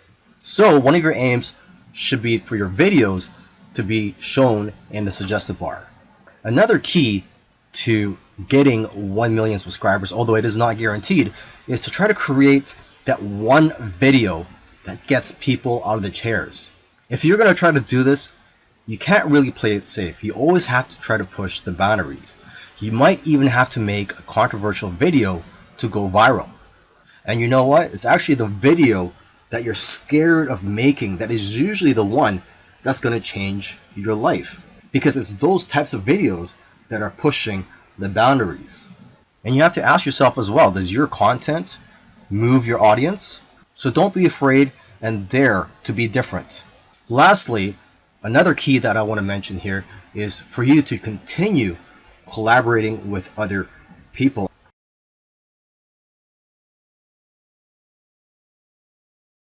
I've created the following videos to help you get to 1 million subscribers on YouTube. And each video will focus on one milestone at a time. So for example, the next video after this video is where I'm going to talk about how to get your first 100 subscribers. And in the video after that, I'm going to talk about how to get to 1,000 subscribers. And then the next video will be how to get to 100,000 subscribers. And then finally, how to get to 1 million subscribers in the video after that. I'll also have a video in which I talk about a couple of unorthodox methods of getting subscribers if you're new to YouTube and you're trying to get your first 100 subscribers. So follow along and I'll see you in the next video, and let's talk about getting your first 100 subscribers. Reaching your first 100 subscribers. Now, for some people, 100 subscribers may not seem much. And for others, 100 subscribers seems a lot. Now, obviously, if you want to get 100,000 or 1 million subscribers, 100 subscribers may not mean much. But you know what? It is an important milestone to get your first 100 subscribers because it shows that you're gaining momentum with your new channel. So if you want to reach your first 100 subscribers, let's get a few fundamentals down first. Okay, when you upload your videos, for example, first make it private. Okay, this way you can focus on optimizing the video.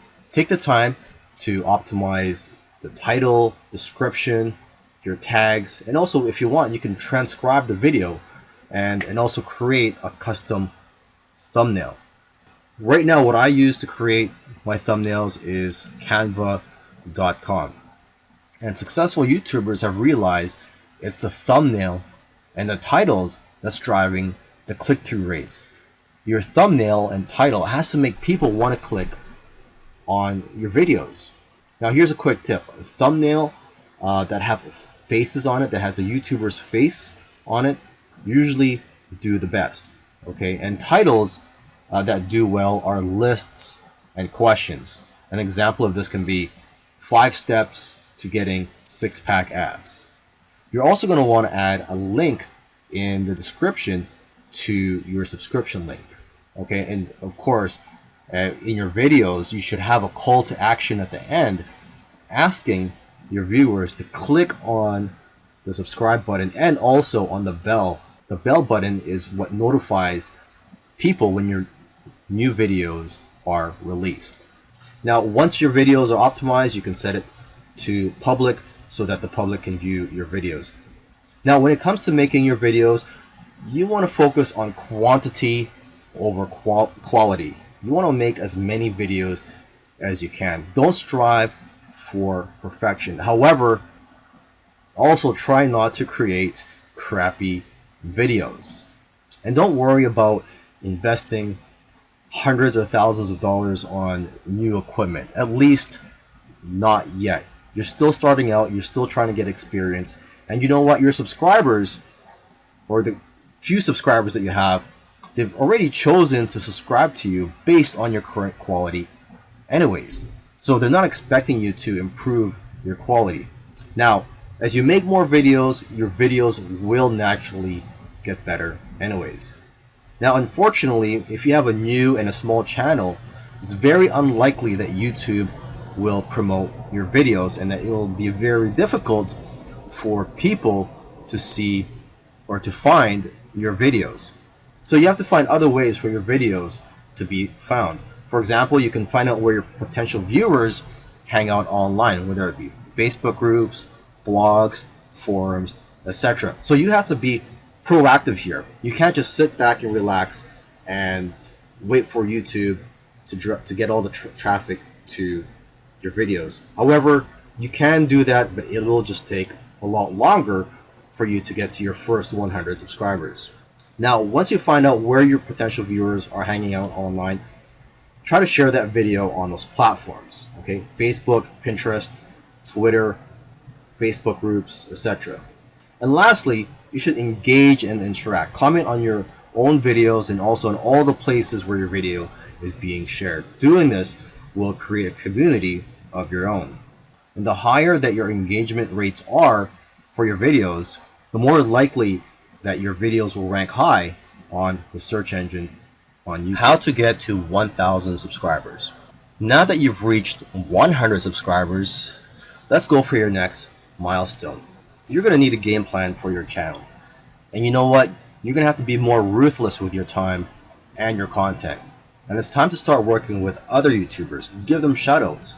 And don't just ask for the much bigger YouTubers for shoutouts, but also ask the people who are on your level or even below you. You're also going to want to start using YouTube's analytics tools so that you know when people are abandoning your videos and what's causing them to leave.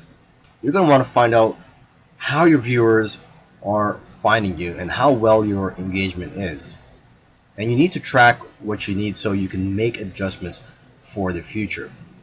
You can also see which of your videos are producing the most amount of subscribers. So keep creating more videos like that. You have to give people what they want and stop making content that's not getting as much views as your other content. So basically, you have to find patterns that impact your audience.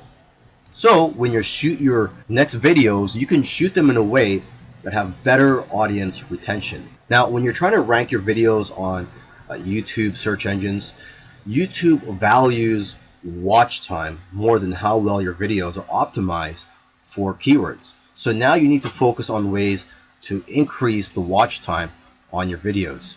You need to get as much watch time as you can on your videos within the first week of them being published, because that will greatly influence its rankings on YouTube's search engines. Now that you've reached 1,000 subscribers and you have the ball rolling, let's start looking at the bigger picture here, and let's aim for 100,000 subscribers.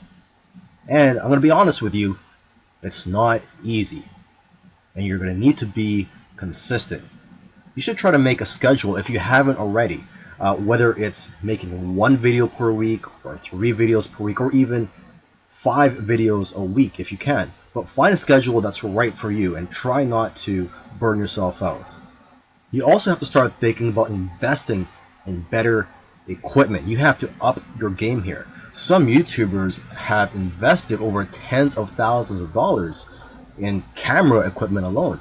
You're going to also want to invest in better computers and other types of equipment for your studio. You should also start doing collaborations if you haven't already. I know of one YouTuber that grew by 1,000 subscribers in one day when they first did a collaboration. Before that, their biggest day was 150 subscribers. If you collaborate with a lot of people, you're going to be crossing audiences and you're going to be able to grow your subscribers by leaps and bounds. Now, I know I've talked about SEO and optimizing your videos in previous videos, but I just want to remind you to keep focusing on SEO, okay? And a couple of things I haven't mentioned before are to get other tools outside of YouTube. For example, you can get a free tool called keywordtool.io to give you ideas on what to name your titles and see what people are searching for. You can also get a Chrome extension called Keywords Everywhere. Use this to find what keywords are being searched for on Google and YouTube. Another Chrome extension you can get is called vidIQ. This helps you get keyword ideas and helps you with your tags. So it's similar to TubeBuddy. And another quick SEO tip here is to name your thumbnail, because this affects your SEO. I cannot stress SEO enough here because it's going to play a big part in your success on YouTube and in your goals of getting up to 100,000 subscribers. Getting to 1 million subscribers. Well, that was a big milestone, getting to 100,000 subscribers. Now, the next milestone is to go for 1 million subscribers. And you know what? You're going to need a little bit of help and some luck as well. But you have to realize that the growth or your growth on YouTube is exponential, or at least that's how it works for most YouTubers. And what this means is that in, for example, 6 months, you'll be growing at a faster rate than at the rate that you're growing now. So it's unpredictable as to how many subscribers you're going to have in 6 months to a year from now. Of course, it all depends on your work ethic and the amount of effort you put into this and how many videos you're making. But let's state the obvious here. Getting to 1 million subscribers is no small feat. It is difficult to get there. Now, one area that you're going to need some love in is in the suggested and recommended bar of YouTube.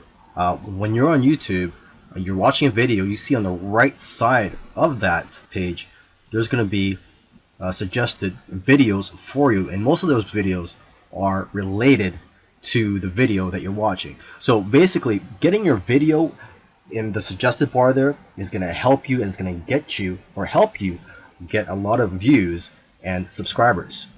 Unfortunately, nobody except for YouTube knows YouTube's formula for putting your video in the suggested bar. But obviously, if you make a video that's related to someone's, there's a chance yours will show up there. So just imagine if you have a video that comes up beside PewDiePie's video, you can have views coming in for months. And with those views, subscribers follow. Now, for those of you who don't know who PewDiePie is, he's probably the biggest YouTuber out there, probably with the most subscribers. To increase your chances of showing up in the suggested bar is to make videos based on a trendy or popular topic and then putting your own spin on it and making it unique and having your own unique angle to it. So one of your aims should be for your videos to be shown in the suggested bar. Another key to getting 1 million subscribers, although it is not guaranteed, is to try to create that one video that gets people out of the chairs. If you're going to try to do this, you can't really play it safe. You always have to try to push the boundaries. You might even have to make a controversial video to go viral. And you know what? It's actually the video that you're scared of making that is usually the one that's going to change your life. Because it's those types of videos that are pushing the boundaries. And you have to ask yourself as well, does your content move your audience? So don't be afraid and dare to be different. Lastly, another key that I want to mention here is for you to continue collaborating with other people.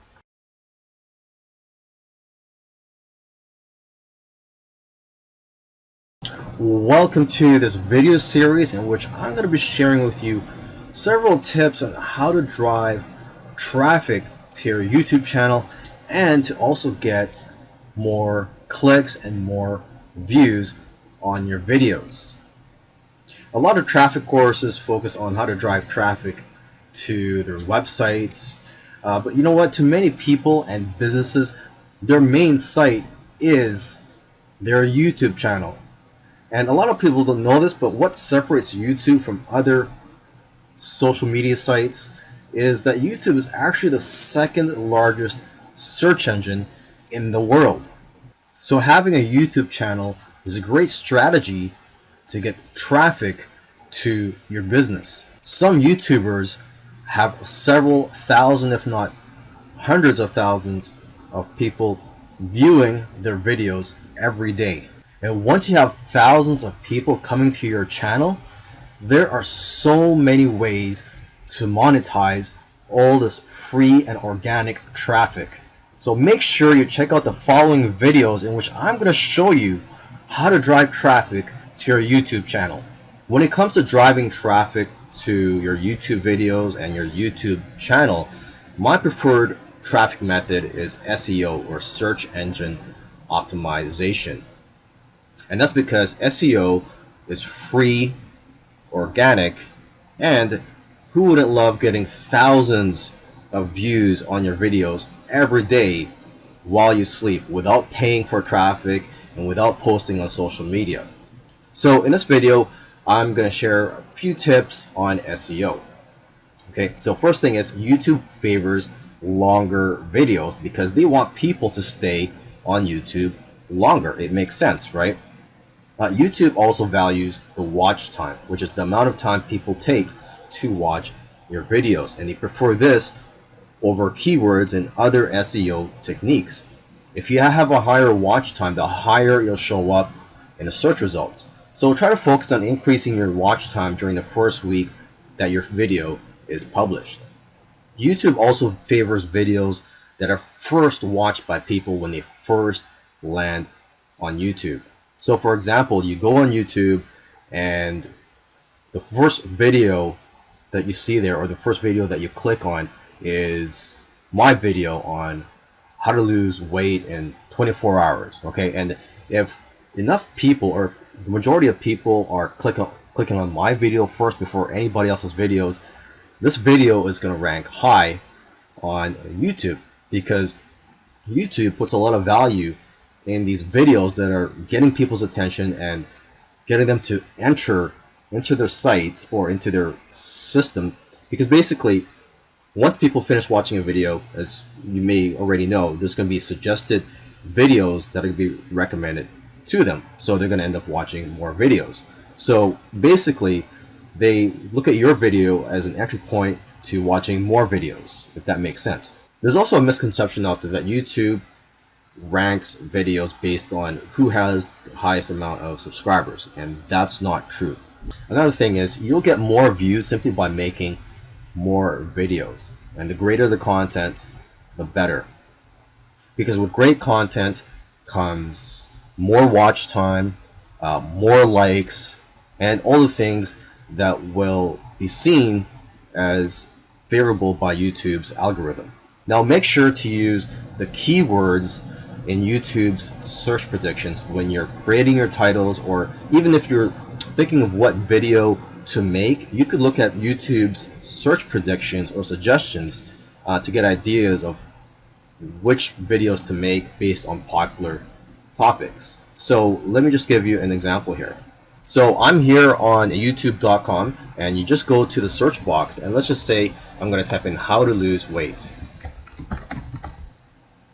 Okay, well, as soon as I type in how to lose, you'll see that YouTube is already predicting or making suggestions here, and these are all popular search terms. Okay, so you could use these as keywords or make videos on these topics. So let's just say I even get more specific: how to lose weight.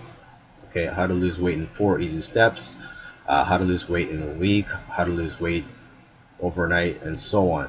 Lastly, I want to recommend a tool called TubeBuddy.com, and basically it's a Chrome extension that you install that helps create keywords for you, and it helps optimize your SEO, and also helps you grow your channel in general. This is a popular tool that's recommended by other YouTubers, and I've recently started using this myself.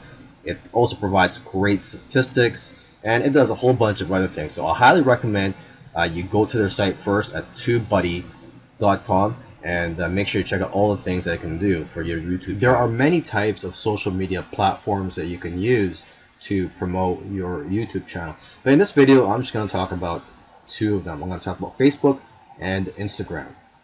Now, when you're posting on Facebook, just keep in mind that Facebook doesn't like people putting links on there that will take people away from Facebook. So don't just put a YouTube link on there, because otherwise Facebook will not let your post be seen. So just put the videos directly on there, and make sure to tell viewers to subscribe or take some form of action that is beneficial to your channel. For example, you could tell them to also hit the like button, or to check out more videos by clicking on the links on your video. And in the beginning, when you first create your YouTube channel and you don't have too many views or subscribers, what you can do is you can create a Facebook fan page and use your personal Facebook account to promote your Facebook fan page and also your YouTube channel. But it is difficult to use Facebook to promote your YouTube channel. And probably one of the best social media platforms to promote your YouTube channel is Instagram. I think it goes hand in hand with YouTube. However, in my opinion, it's best to use Instagram as more of a branding tool. So don't just use Instagram to promote your latest videos, but to also promote yourself and your brand. Another source of traffic that you can use is Reddit, which is also known as the first page of the internet, just because of the amount of traffic that this website gets, especially on the front page of this website. So if you are able to get your ads or links shown here on the first page of Reddit, you're going to get a large amount of traffic. Of course, it's easier said than done. Now, if you're not familiar with Reddit, it's a page where people post all types of things. It could be articles, of videos, images, it could be almost anything. And basically, the more upvotes you get, the higher your listing will show up on their site. So it's incredibly hard to show up on the first page of Reddit. So what I recommend you do is to focus on subreddits. And a subreddit is a section on Reddit which is focused on a certain type of topic.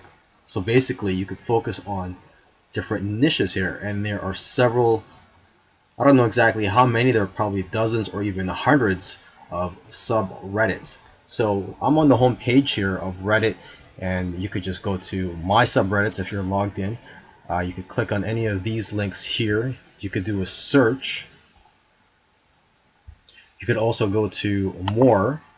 So let's just click on that, and you could do a search for almost anything. Let's just say search for six-pack abs. Okay, so you could find subreddits that are focused on fitness. One thing that's worth noting is that people that use Reddit do not like marketers, and they do not like being sold to or being advertised to. So if they think that you are trying to advertise something, you will get called out for it. Okay, so don't make it obvious that you're advertising your videos or you're trying to sell something to the people on Reddit. Also, make sure to read their guidelines before you start using their site. And I believe each subreddit has their own set of guidelines as well. So before you start posting your links that promote your YouTube channel, I recommend that you post other content on there that adds value to the community and that's not really selling anything or even promoting your business, just so people know that you're there to add value and you're making good contributions to the community. And of course, it's also a great way for you to get familiar with the site and how things work. A great way to get more traffic and views on your videos is through collaboration with other YouTubers. You can collaborate with others who have similar sized amounts of subscribers and similar niches. And if you provide great content and you have a skill that you can leverage off of, bigger YouTubers might even want to collaborate with you. Okay, and you can also collaborate with other YouTubers to create a network of videos that drive traffic to each other. Because when you're watching videos on YouTube, YouTube has a list of suggested videos along the side of that video, and most of these videos are related to the video that you're watching. So you can collaborate with other YouTubers to create videos of similar topics that hopefully YouTube will put on along the side or where they put the suggested videos, so that you guys will help each other into driving traffic to each other's videos. Okay, or you could just help create videos together and promote each other's YouTube channels. Now, before contacting YouTubers, I recommend that you add some good quality comments first on their videos so that they'll notice you and know who you are. And who knows, they might even subscribe to you if they notice you and they like your comments and they like the videos that you're putting out there. Okay. Now, if you want to look for YouTubers to collaborate with, aside from just looking on YouTube, you could also go to a site called yttalk.com, and that's a forum for YouTubers. Now, if you have the time and you really want to hustle, then I suggest you go and comment on as many related videos as you can, because a certain percentage of the audience of those videos that you're commenting on will probably also click on your profile picture and check out your videos. And as I've said in another video too, when you comment on other YouTubers' videos, that YouTuber, the person that created those videos, might also notice you and even subscribe to your channel. And the more you comment, the more that these channel owners will notice you, and the more likely that they'll want to collaborate with you. Now, keep in mind, when you're trying to get traffic with your comments, people will more likely click on your profile picture if you have an eye-catching picture. Having a nice profile pic can make people want to go to your channel when they see your pic in the comment section. But word of advice though, to not blatantly just promote your channel in the comments section. The comment section is for people to share good information and just to have fun with each other. Okay, so try to make some good quality comments, and you never know which comments are going to get popular and get lots of views. Here are some more quick tips for you to drive more traffic to your channel to get more views on your videos. I can't stress the importance of thumbnails enough. An eye-catching thumbnail will grab attention and will result in more clicks.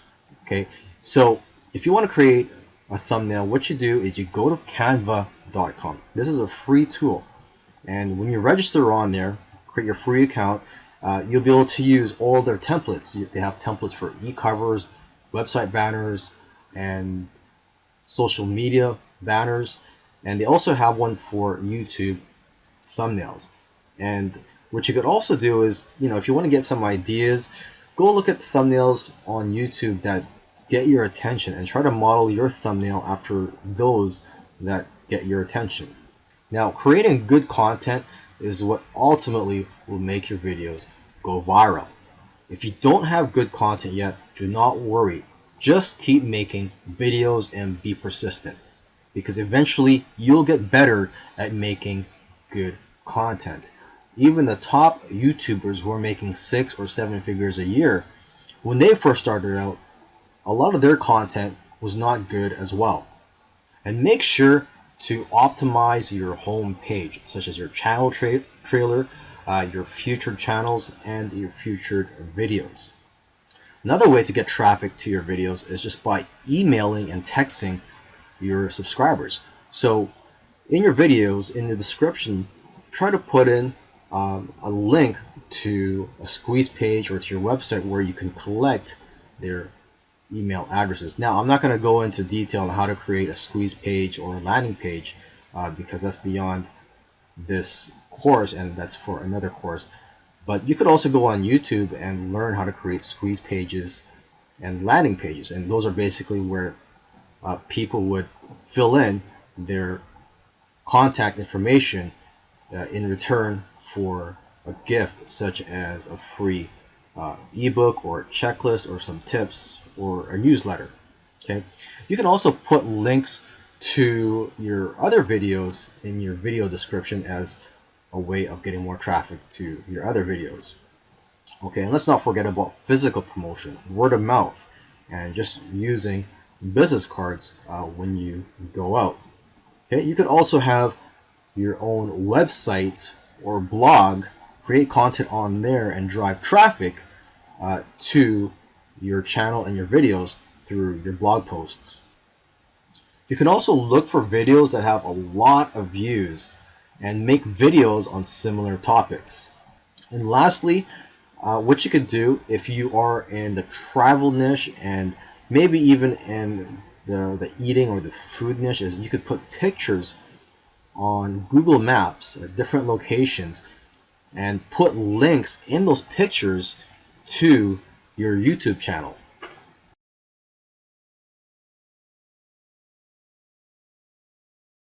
Hello and welcome to this course on email marketing.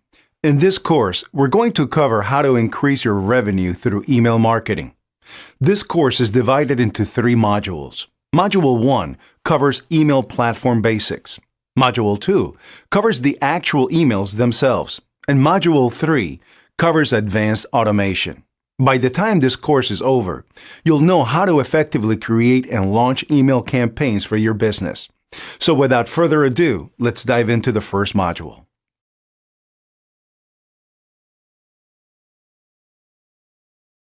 Okay guys, welcome to Module 1. In this module, our expert will be teaching you about the basic layouts and functionality of email marketing platforms. So get ready to take some notes and let's jump right in. Alright guys, so in this lesson we're going to be covering email marketing basics, and we're going to be focusing on just one email autoresponder service. And the reason I say that is because there's tons of them out there. There's Infusionsoft, there's GetResponse, Aweber, ConvertKit, ActiveCampaign. There's so many out there. And some new ones as well, Drip, Market Hero. Every day it seems like there's a new one that comes out. And the thing is, almost all of them, despite having slightly different terminology, are going to have the same basic functionality, okay? It's almost universal. Now, a lot of them are also basically all-in-one apparatuses. Okay, they're moving sort of in that direction where they handle not only your email marketing, but also everything else: landing pages, webinars, creating your forms, and e-commerce related stuff. Literally everything you could possibly think of. Since this course is about email marketing, we're just going to focus on those main categories having to do with email. Okay, and what we're going to be doing in this lesson is covering contacts, email marketing, which is divided into autoresponders and newsletters, and automation. Once again, all of the terminology that you see here might be a little bit different depending on what autoresponder you're utilizing. However, the functionality and the concepts are all the same, and you won't have any trouble figuring out how this sort of correlates to what you're using. So to start our little tour, we're going to come over here to contacts. Now, contacts, again, we talked about terminology. Depending on what autoresponder system you're going to be using, sometimes it's called subscribers. Drip, a relatively new email marketing platform, has just come out with a new theme of their own where they don't use either of those words anymore. Now it's called people, but you get the idea, and you'll be able to figure it out pretty clearly. So what we have here are all of our email lists. Under our contact list section, email lists, and this is how we sort of subdivide and segment all of our subscribers into different audiences based on what funnel they came through or what group they belong to, okay? So here we can either browse our contacts by drilling down into the different lists, or we can actually just search by name. So for example, right here, what we'll get is results, not only the emails and names, but also the lists that they belong to. So it's pretty easy to find a specific contact if you are, in fact, looking for a specific one. Let's talk about list hygiene. This is an important one here. List hygiene, the concept of list hygiene is basically having low-quality contacts on your list, contacts who don't open your emails or send you to the spam folder or that sort of thing. Actually, that hurts your deliverability. So you want to come in and do some list hygiene, which means removing people from your list or blacklisting certain emails in advance to ensure that no problematic people get added to your subscriber lists. And a lot of times your email autoresponders will have their own built-in systems for that. Another important one here is statistics. So this is really good to monitor so that you see the health of your list building over time. And this will give you information on how your growth is. That's sort of the main thing that you're looking at here, as well as what types of signups you are getting. So for example, if we were to switch the date here to the last 2 months, you'll see a lot more data here. And what we'll see is that pretty much our entire list came through API integrations with third-party platforms. So in this case, most of these people came onto our list by purchasing a product, and we had an API integration with our billing or our purchasing platform. So there's plenty of analyzing to do and plenty of searching that you could do inside of the contacts section. Let's move on now. Let's come back to the dashboard. We're going to move on to the email marketing section, okay? Now, email marketing is divided into actual real-time newsletters that you type and you send out or you schedule to go out later, or autoresponders, which means things that are automatically sent out in sequence based on a point in time from when someone joins your list, okay? So first, let's go over newsletters. If you wanted to create a newsletter, you would do that once again in real time. You could use your drag-and-drop email editor. Is an HTML option if you are sort of a coder and you know what you're doing in that area. However, it's recommended that you just use the drag and drop builder, and pretty much every autoresponder platform out there has one of those. You could choose a template here and then just go with it and create your email message that way. Now, in another module, we'll go over actually creating the email messages. That's not really what we're going for right now. We'll come back to the dashboard, back to email marketing, and let's talk about the difference between newsletters and autoresponders. So autoresponders, this is where you would come inside of GetResponse to set those up or to monitor those. As you can see, you've got statistics here. Keep in mind, the statistics here are not for a single broadcast. Autoresponders are based on the individual who joined your list. So from the moment that they joined, your autoresponder sequences are set up to send them an email the next day and the next day and the next day. And the cumulative performance of each of those autoresponder messages can be viewed here in the statistics columns, but it's not the same as checking out the statistics for a single broadcast, okay? And basically what you would do is you'd come up with an autoresponder name, and you would choose what list it applies to, and you would choose, it's recommended that you choose the same time they signed up.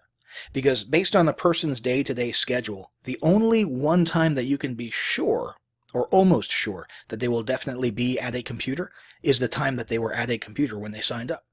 Okay, so that sort of makes logical sense. So it's recommended that you choose time they signed up, but you've got some other options here as well. And choose days of the week. And right here for this message, if we wanted it to go out immediately after they signed up, for example, if we want to immediately deliver a lead magnet after they opted in for a lead magnet, like a free report or something, we would set this to day 0, okay, and it'll go out immediately, okay? But for subsequent days, so the next day would be day 1, we recommend that you stick with same time that they signed up. Again, this is GetResponse, but the process is usually the same for other email platforms that still have autoresponder sequences. And that's pretty much it for autoresponders. One note, don't get autoresponders confused with automation, which is what we're going to be looking at momentarily. Let's come over here to drafts. And drafts are pretty self-explanatory. If you're in the middle of creating an email and you don't quite get it finished, you can save it as a draft or just save it in case your computer shuts down or something. All of that will be found here. You can grab these and pick up right where you left off and send those, okay? So now let's come back to the dashboard. And the final part of the email marketing equation is automation. Now this is different from autoresponder sequences. Autoresponder sequences are kind of just, you know, cut and dry, day 1, day 2, day 3, etc. There's no customization. There's no adaptation based on behavior. The whole idea behind automation is creating workflows that change and adjust themselves based on the behavior of your subscribers. It gets pretty in-depth. It's a pretty nifty tool to have. You would basically come over here to click Create Workflow to create one, and we'll do that in another module. Or what you could do is come over here and mess with an existing one or check out the performance of an existing one. So that's pretty much it for the basic overview of the basic functionality of email autoresponders. Again, I know I've beat this dead horse a few times. Keep in mind, terminology may be different, but functionality is pretty much the same no matter what email autoresponder service you're using. Now let's move on to the next module where we're going to get more into the actual emails themselves.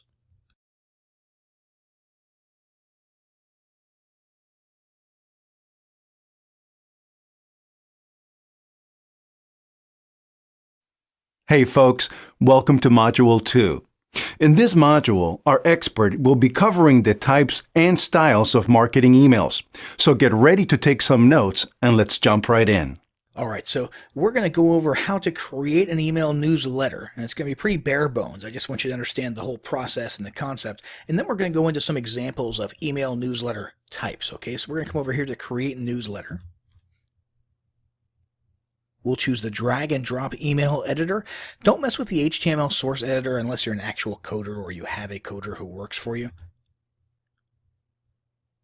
And we're going to give our message a name. Doesn't really matter for this example. We'll hit next.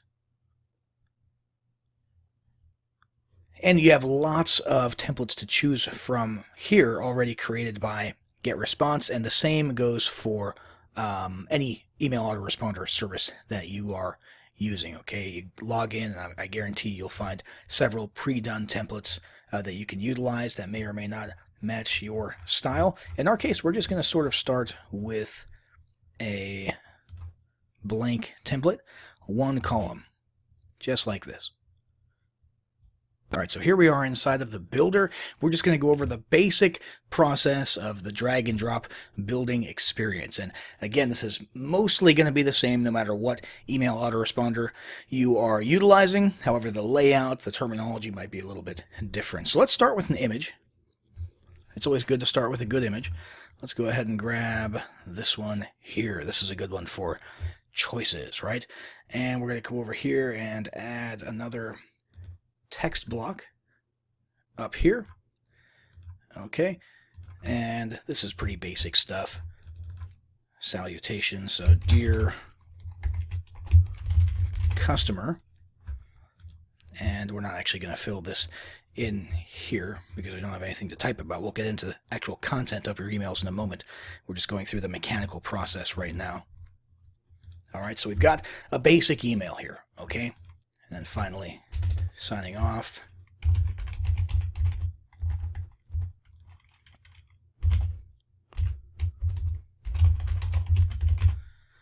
All right. Now, there's a few things to keep in mind about your emails here. Number one, personalization is a thing nowadays. Okay, so if you wanted to, and it depends on what kind of data you collect during the opt-in process, but if you wanted to, instead of customer, right here, you could click this little icon here for personalize and put their name or their first name right there, and their actual name when they read the email would be here. There would be no brackets or anything like that. Customization and personalization, tailoring it to your specific individual subscriber, that has been shown quite a bit to increase your email performance and your sales and so on and so forth, and your click-through rates. So it's definitely something that you want to toy with at least a little bit if the technology is available, which it is with the vast majority of autoresponders, and if name is something that you collect during the opt-in process. So another thing to consider here is link placement. So a lot of people will just place their link sending to a promotional offer or a product or a cross-sell or something inside of the main body. However, one thing you want to keep in mind with regard to emails overall, a huge percentage of your customers and of your subscribers will skip and skim everything in your email message and just go straight to the PS. It's a fact, it's a phenomenon, it's well known, and so you want to accommodate those people as well and write a little message, usually 1 or 2 sentences long, sort of a TLDR, too long didn't read, summarizing what it is that you're offering, and a link there as well. Now let's continue. I know this is just a bare bones example here. We'll get into some actual email writing and email style in a moment. Let's go through the process here as though we were going to actually send this to someone. So the next thing we're going to choose is our recipients. Okay, so let's just grab one of our email lists here. We could grab as many as we wanted to. Here we have an option to actually exclude recipients. So let's say we have one list, which is sort of an umbrella list of all of our customers, and we want to send it to everybody, except we also have another list that everyone goes onto when they buy product A. Now what we want to do if we're doing a promotion for product A is get everyone else to buy it, but not bother or bug the people who already own it. And the best way to do that is simply to create an exclusion and choose a list to not send it to. Does that kind of make sense? So we're going to go ahead and click Next Step. And here we have options for either sending or scheduling. Now, if we send it, it'll go out right now, real time. It's an actual newsletter broadcast. If we want to schedule it, all right, we can actually choose the date and time, and make sure you're paying attention to your time zone as well. And most email autoresponders have a little bit of customization and added features when it comes to how you schedule it in relation to where your folks are around the world. GetResponse in particular has 2 features. One is called Perfect Timing, and that actually is based on data for your subscribers, based on when they usually open emails. It's universal data on each subscriber. Okay, it's all anonymous data, but basically, if you have Bob over in Arizona and he opens most of his emails between 3 and 4, GetResponse somehow knows that, all right, and you can make sure that it's sent out at whatever the optimum time is for that subscriber, okay? And just keep in mind, though, if you choose this, it could theoretically be 24 hours before this newsletter goes out to the last of your subscribers, because it's going to be based on, out of a 24-hour day, when each individual is going to be most likely to open it, okay? The other thing here is to choose time travel, and that's just what the feature is called in GetResponse. Again, the terminology might be a little bit different, but basically you send it out at 4 p.m. universally, based on people's time zones. So whatever 4 p.m. is for them. So in this case, 4:55 p.m. it'll go out to the folks here at 4:55 p.m. In the UK, it won't go out to them until it's 4:55 p.m. their time, and so on and so forth. And that can be useful for various reasons. If you're trying to catch people at certain times of the average typical workday, you want to catch people before they go to work at 6 in the morning, or after they finish their supper at 7 o'clock at night, or something like that. It can be really useful for those purposes as well, especially if you have a large international audience. Once we were happy with that, we would hit schedule, or if we just wanted to send it right now, we would go back to just hitting send. We'd hit cancel and send. We're not going to send this, obviously, because it's not a real one. Let's look at some real ones and talk about the different styles of email newsletters, okay? So first off, we've got what I call the blind style, okay? This is sort of a teaser. It's very low on text, okay? It's very short on content, And the idea is just to arouse curiosity so that people want to click that link and get there. So this is for maximizing clicks, and you will typically get higher click-through rates on these types of emails because it's just human nature. People see what you're saying. Maybe you throw out a bold claim or something along those lines, like in this case, yikes, this is incredible. Your average person wants to at least see what that is. Now, the quality and the follow-through of the click might not be so great. So clicks does not always directly correspond to higher levels of sales. Okay, usually it does, but not always. Okay, you might actually, especially if the quality of what you're sending people to will turn them off and maybe give them the impression that you were using, clickbait, as they call it. You could have sort of the opposite effect. So be careful with this. All right, don't annoy your subscribers. But this is one style of email that is especially optimized for increasing your click-through rate.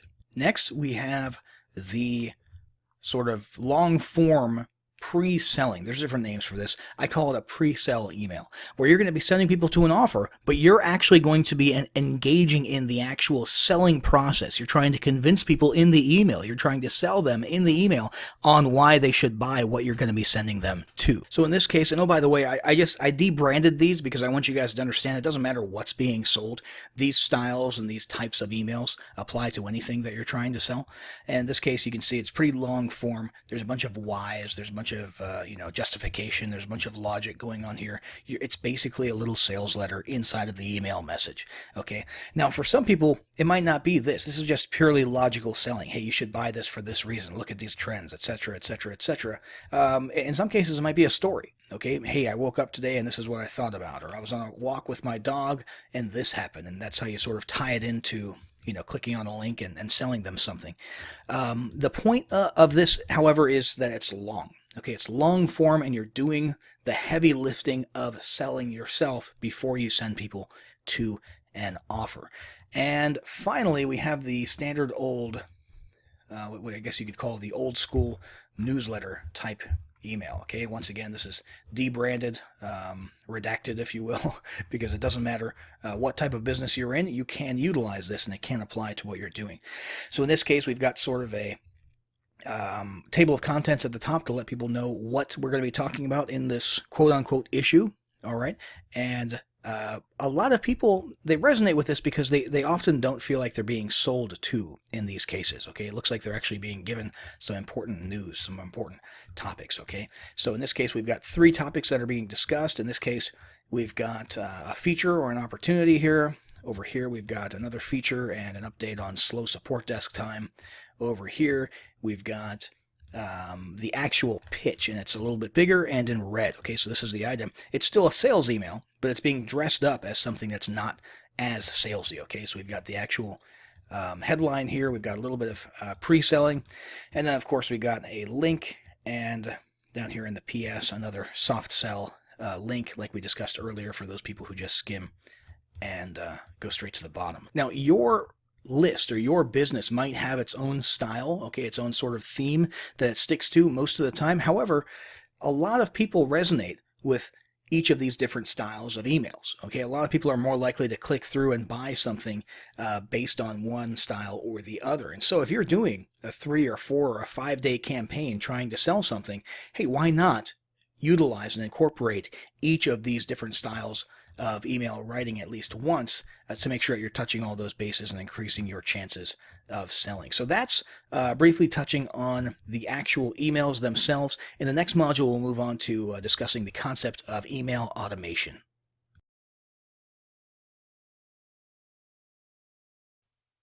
All right, welcome to Module 3. In this module, our expert will teach you about advanced email automation sequences. So get ready to take some notes, and let's jump right in.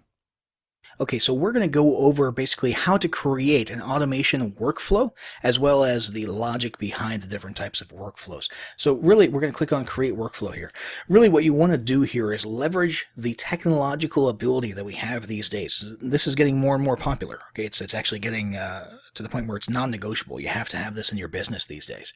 You want to basically be able to adjust automatically the messaging that you're sending to your contacts or to your customers based on how they interact or don't interact with your email messages.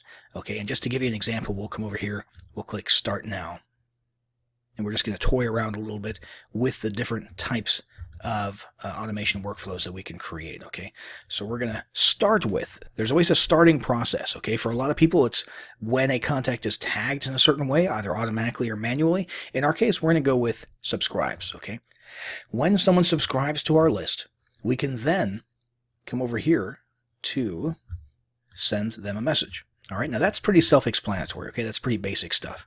If they subscribe to any list, we send them a message. Now, in this case, if you have lots of lists, you want to specifically select an actual list that you're working with. Okay, so if somebody grabs this case study, we'll send them a specific welcome message that is particular to that case study. Thanks for grabbing the case study. You can download it here, something along those lines. And basically, you would select a message that already exists inside of your email marketing software, or create a new one and add it there.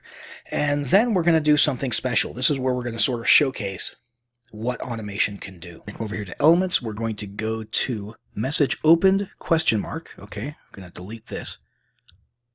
Oops, should not have deleted that actually. I'll hit Control Z to bring that back. All right, so message was sent, right? We'll just grab a random one here. And then we're going to connect this newsletter opened one to that particular email. Okay, so we've got this email message, and this is asking the question. It's an automation question. Was this message opened by each individual subscriber? Okay, and then we're going to do something special. In the case of no, the red X here, if a subscriber does not open this, we're going to do something special.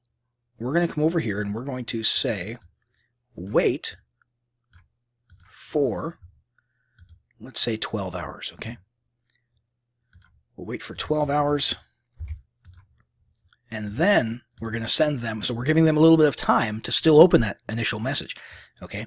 12 hours later, if they still haven't opened that, we're going to send them another message, okay? Come on over here. And this message can be a follow-up along the lines of, okay, now listen to this, along the lines of, hey, we sent you a welcome message. It's got some important links in it. Did you get it? Okay, something along those lines. Or just making sure you saw this morning. Something that increases the chances that people are going to click on your links or interact with your emails. Okay, so you're basically taking two swings here to try and make sure people get it. And you could do this perpetually if you wanted to. It's not a good idea, but technologically speaking, you could just keep doing this. Keep hitting the people who do not open with another one, okay? And the subject line can say, hey, did you get my last email, or something along those lines. And so that's a whole new world of customization. If they did open that message, okay, if they did open that email, you can then send them into what some would call a welcome or an indoctrination sequence, okay? So the first one was literally just the delivery of a lead magnet, of a free report or what have you. And the next one's going to be, hey, let me tell you a little bit about my brand, about my identity, about who we are at, company X, all right? That's very important, all right? That's very valuable. And for some people, those sequences, will actually be 3 or 4 emails long, okay? And if they open this one, then you could send them to another email, right? Let's go ahead and go to message opened. Let's connect here. All right. And if that message was opened, we will send them another email, okay? In this case, we'll go to maybe a content piece. So now you're starting content marketing. You're sending them to your blog, right? And in that case, what we're really interested in is, did they click the link to the content piece? Okay. And once again, let's come on over here and select a message. You've always got to select a message. And basically what we would do next is, if they didn't click it, we would do another one of those follow-ups. Hey, did you check out this blog post that we sent you earlier this morning? Okay, if they did click it, you could, activate the next portion of your content marketing, email sequence, okay, and send them something else after that, and so on and so forth. Now, that's the actual messaging and how you link all of that together, but there's a lot of other things you can do here. There's a lot of things that you can do in terms of the cause and effect space, monitoring, scoring. If you've got people who get down here and they still haven't opened your initial delivery email, or if they get down here and they haven't opened your welcome email or something like that, you can actually tag them. Okay, if you wanted to, you could create a tag. Okay, and you've got to create these in advance, or so you can select one that's already in existence. Okay, and you could create a tag, and it could be, you know, non-openers or tire kickers or something like that, right? And that way you can just sort of start categorizing people based on their behavior, and you'll have an idea of how many people sort of don't interact with your welcome sequence and the ones who do. All right, and based on people's interaction with your emails, you can later on take those, and let's say you're putting together a high ticket offer and you only want, you know, real action takers. Okay, then when you're sending out that newsletter, you can specifically send it only to the people who are tagged as action takers and exclude the people who are sort of tire kickers. So that's very useful in and of itself. And of course, scoring helps you do something similar. Okay, you sort of apply arbitrary numerical values to people based on how much they interact, or whether they click links, or whether they buy things from you. Okay, and then of course there's the effect. Okay, cause and effect. So if people, let's say that you get all the way down here, okay, and you've tried to follow up with them and they're just not answering, you can just remove them from your list, because that will hurt your email performance, by the way. Okay, if people just sign up to your list and they never open and they never open and they never open, that can actually have a negative impact on your deliverability. Okay, because it's telling all of the software and all the gizmos out there on your side with your autoresponder, but also on, you know, sort of the Gmail and Yahoo Mail side of things, that people don't want to open your messages. Okay, so it's not good to have people on your list who you're mailing who aren't opening your messages, and you could literally just remove them from the list right here after you've given them several chances. Ultimately, though, you want either the thing to just end by itself, or send them into a new pipeline or a new sequence. Okay, so what you could do is, let's say that they've, you know, done a good job and they're action takers, and they've you know, read all of your content, clicked your links. At the very end, you could move them to a new workflow. And the new workflow could be cross-selling something else.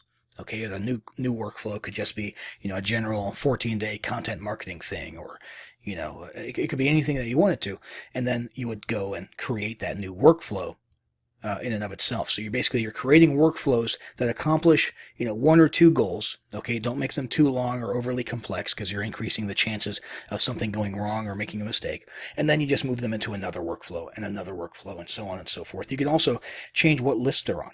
Okay, you can move them to a different list. You know, if you've got a list, if you don't want to remove people from your contacts, but if you want the ones who are sort of not interacting as much to go to a separate list, you could do that right here. Okay, you could copy people to different lists. You can do 100 things in here, and it's incredibly important that you utilize the power of automation. Now let's head back over to where we were a moment ago, to the actual automation dashboard, where those templates were. And let's look at some example templates just so you get an idea of what other businesses are doing. Okay, we have affiliate cross-selling. Okay, this is pretty basic. You're just putting people through sort of a gauntlet where you're trying to get them to buy something else. Okay, and you're using tagging there so that you can later on know who people are based on whether or not they interacted with that sequence. Another one here, upselling, right? We've all been upsold before. You can create your email sequence that does that for you. And by the way, these templates are all plug and play. Okay, so they're ready to go, and you just choose what message goes here, right, and what tag is assigned, so on and so forth. Converting contacts to customers. Okay, so changing people from just being a subscriber, a freebie seeker, into being an actual buyer who pulls out their credit card. Okay, that's a good place to start after your welcome sequence. Another thing here, abandoned cart. Okay, if you're doing e-commerce, okay, and you've got people and you've got the software that will add people to a mailing list and let you know if they didn't buy something that they added to their cart, boom, right here, plug and play. All right, down here we've got, let's see, a welcome sequence. Over here we've got rewarding people who are loyal. So hey, thanks for opening, you know, all of our emails and reading our content. You know, we want to give you, you know, this message here could be, hey, we want to give you a reward. We want to give you a gift card or something like that. Here we've got a win back campaign. This is very useful for those tire kickers, those people who are just not interacting with your brand at all. You can send them a series of messages trying to get them to open up those subject lines. Hey, are you mad at me? Or, hey, I'm going to remove you from my list, or something like that, just to get them to open that email. And if they click on a link, then, you keep them in your list, and maybe you thank them for finally interacting with you or something along those lines. You survey them. Hey, what would you like from our brand? What could we do? How can we make this more, interesting? A win-back campaign is great for, not just getting people to click something and quote win them back from a tech perspective, but also for, sending them emails that help you learn what they want from you and why they weren't interacting in the first place. And for the ones who keep ignoring that, boom, remove them from the account right here. So this is all plug and play, and pretty much any email autoresponder that you grab these days has automation. It has an automation section, and it has templates just like these that you can use and sort of plug and play and really leverage the power of automation. And behavioral dynamic response is what Frank Kern calls it. Really, really basing your marketing on the actions and the behavior of your customers and your subscribers. There's nothing really more powerful than that. So make sure you're making good use of this technology.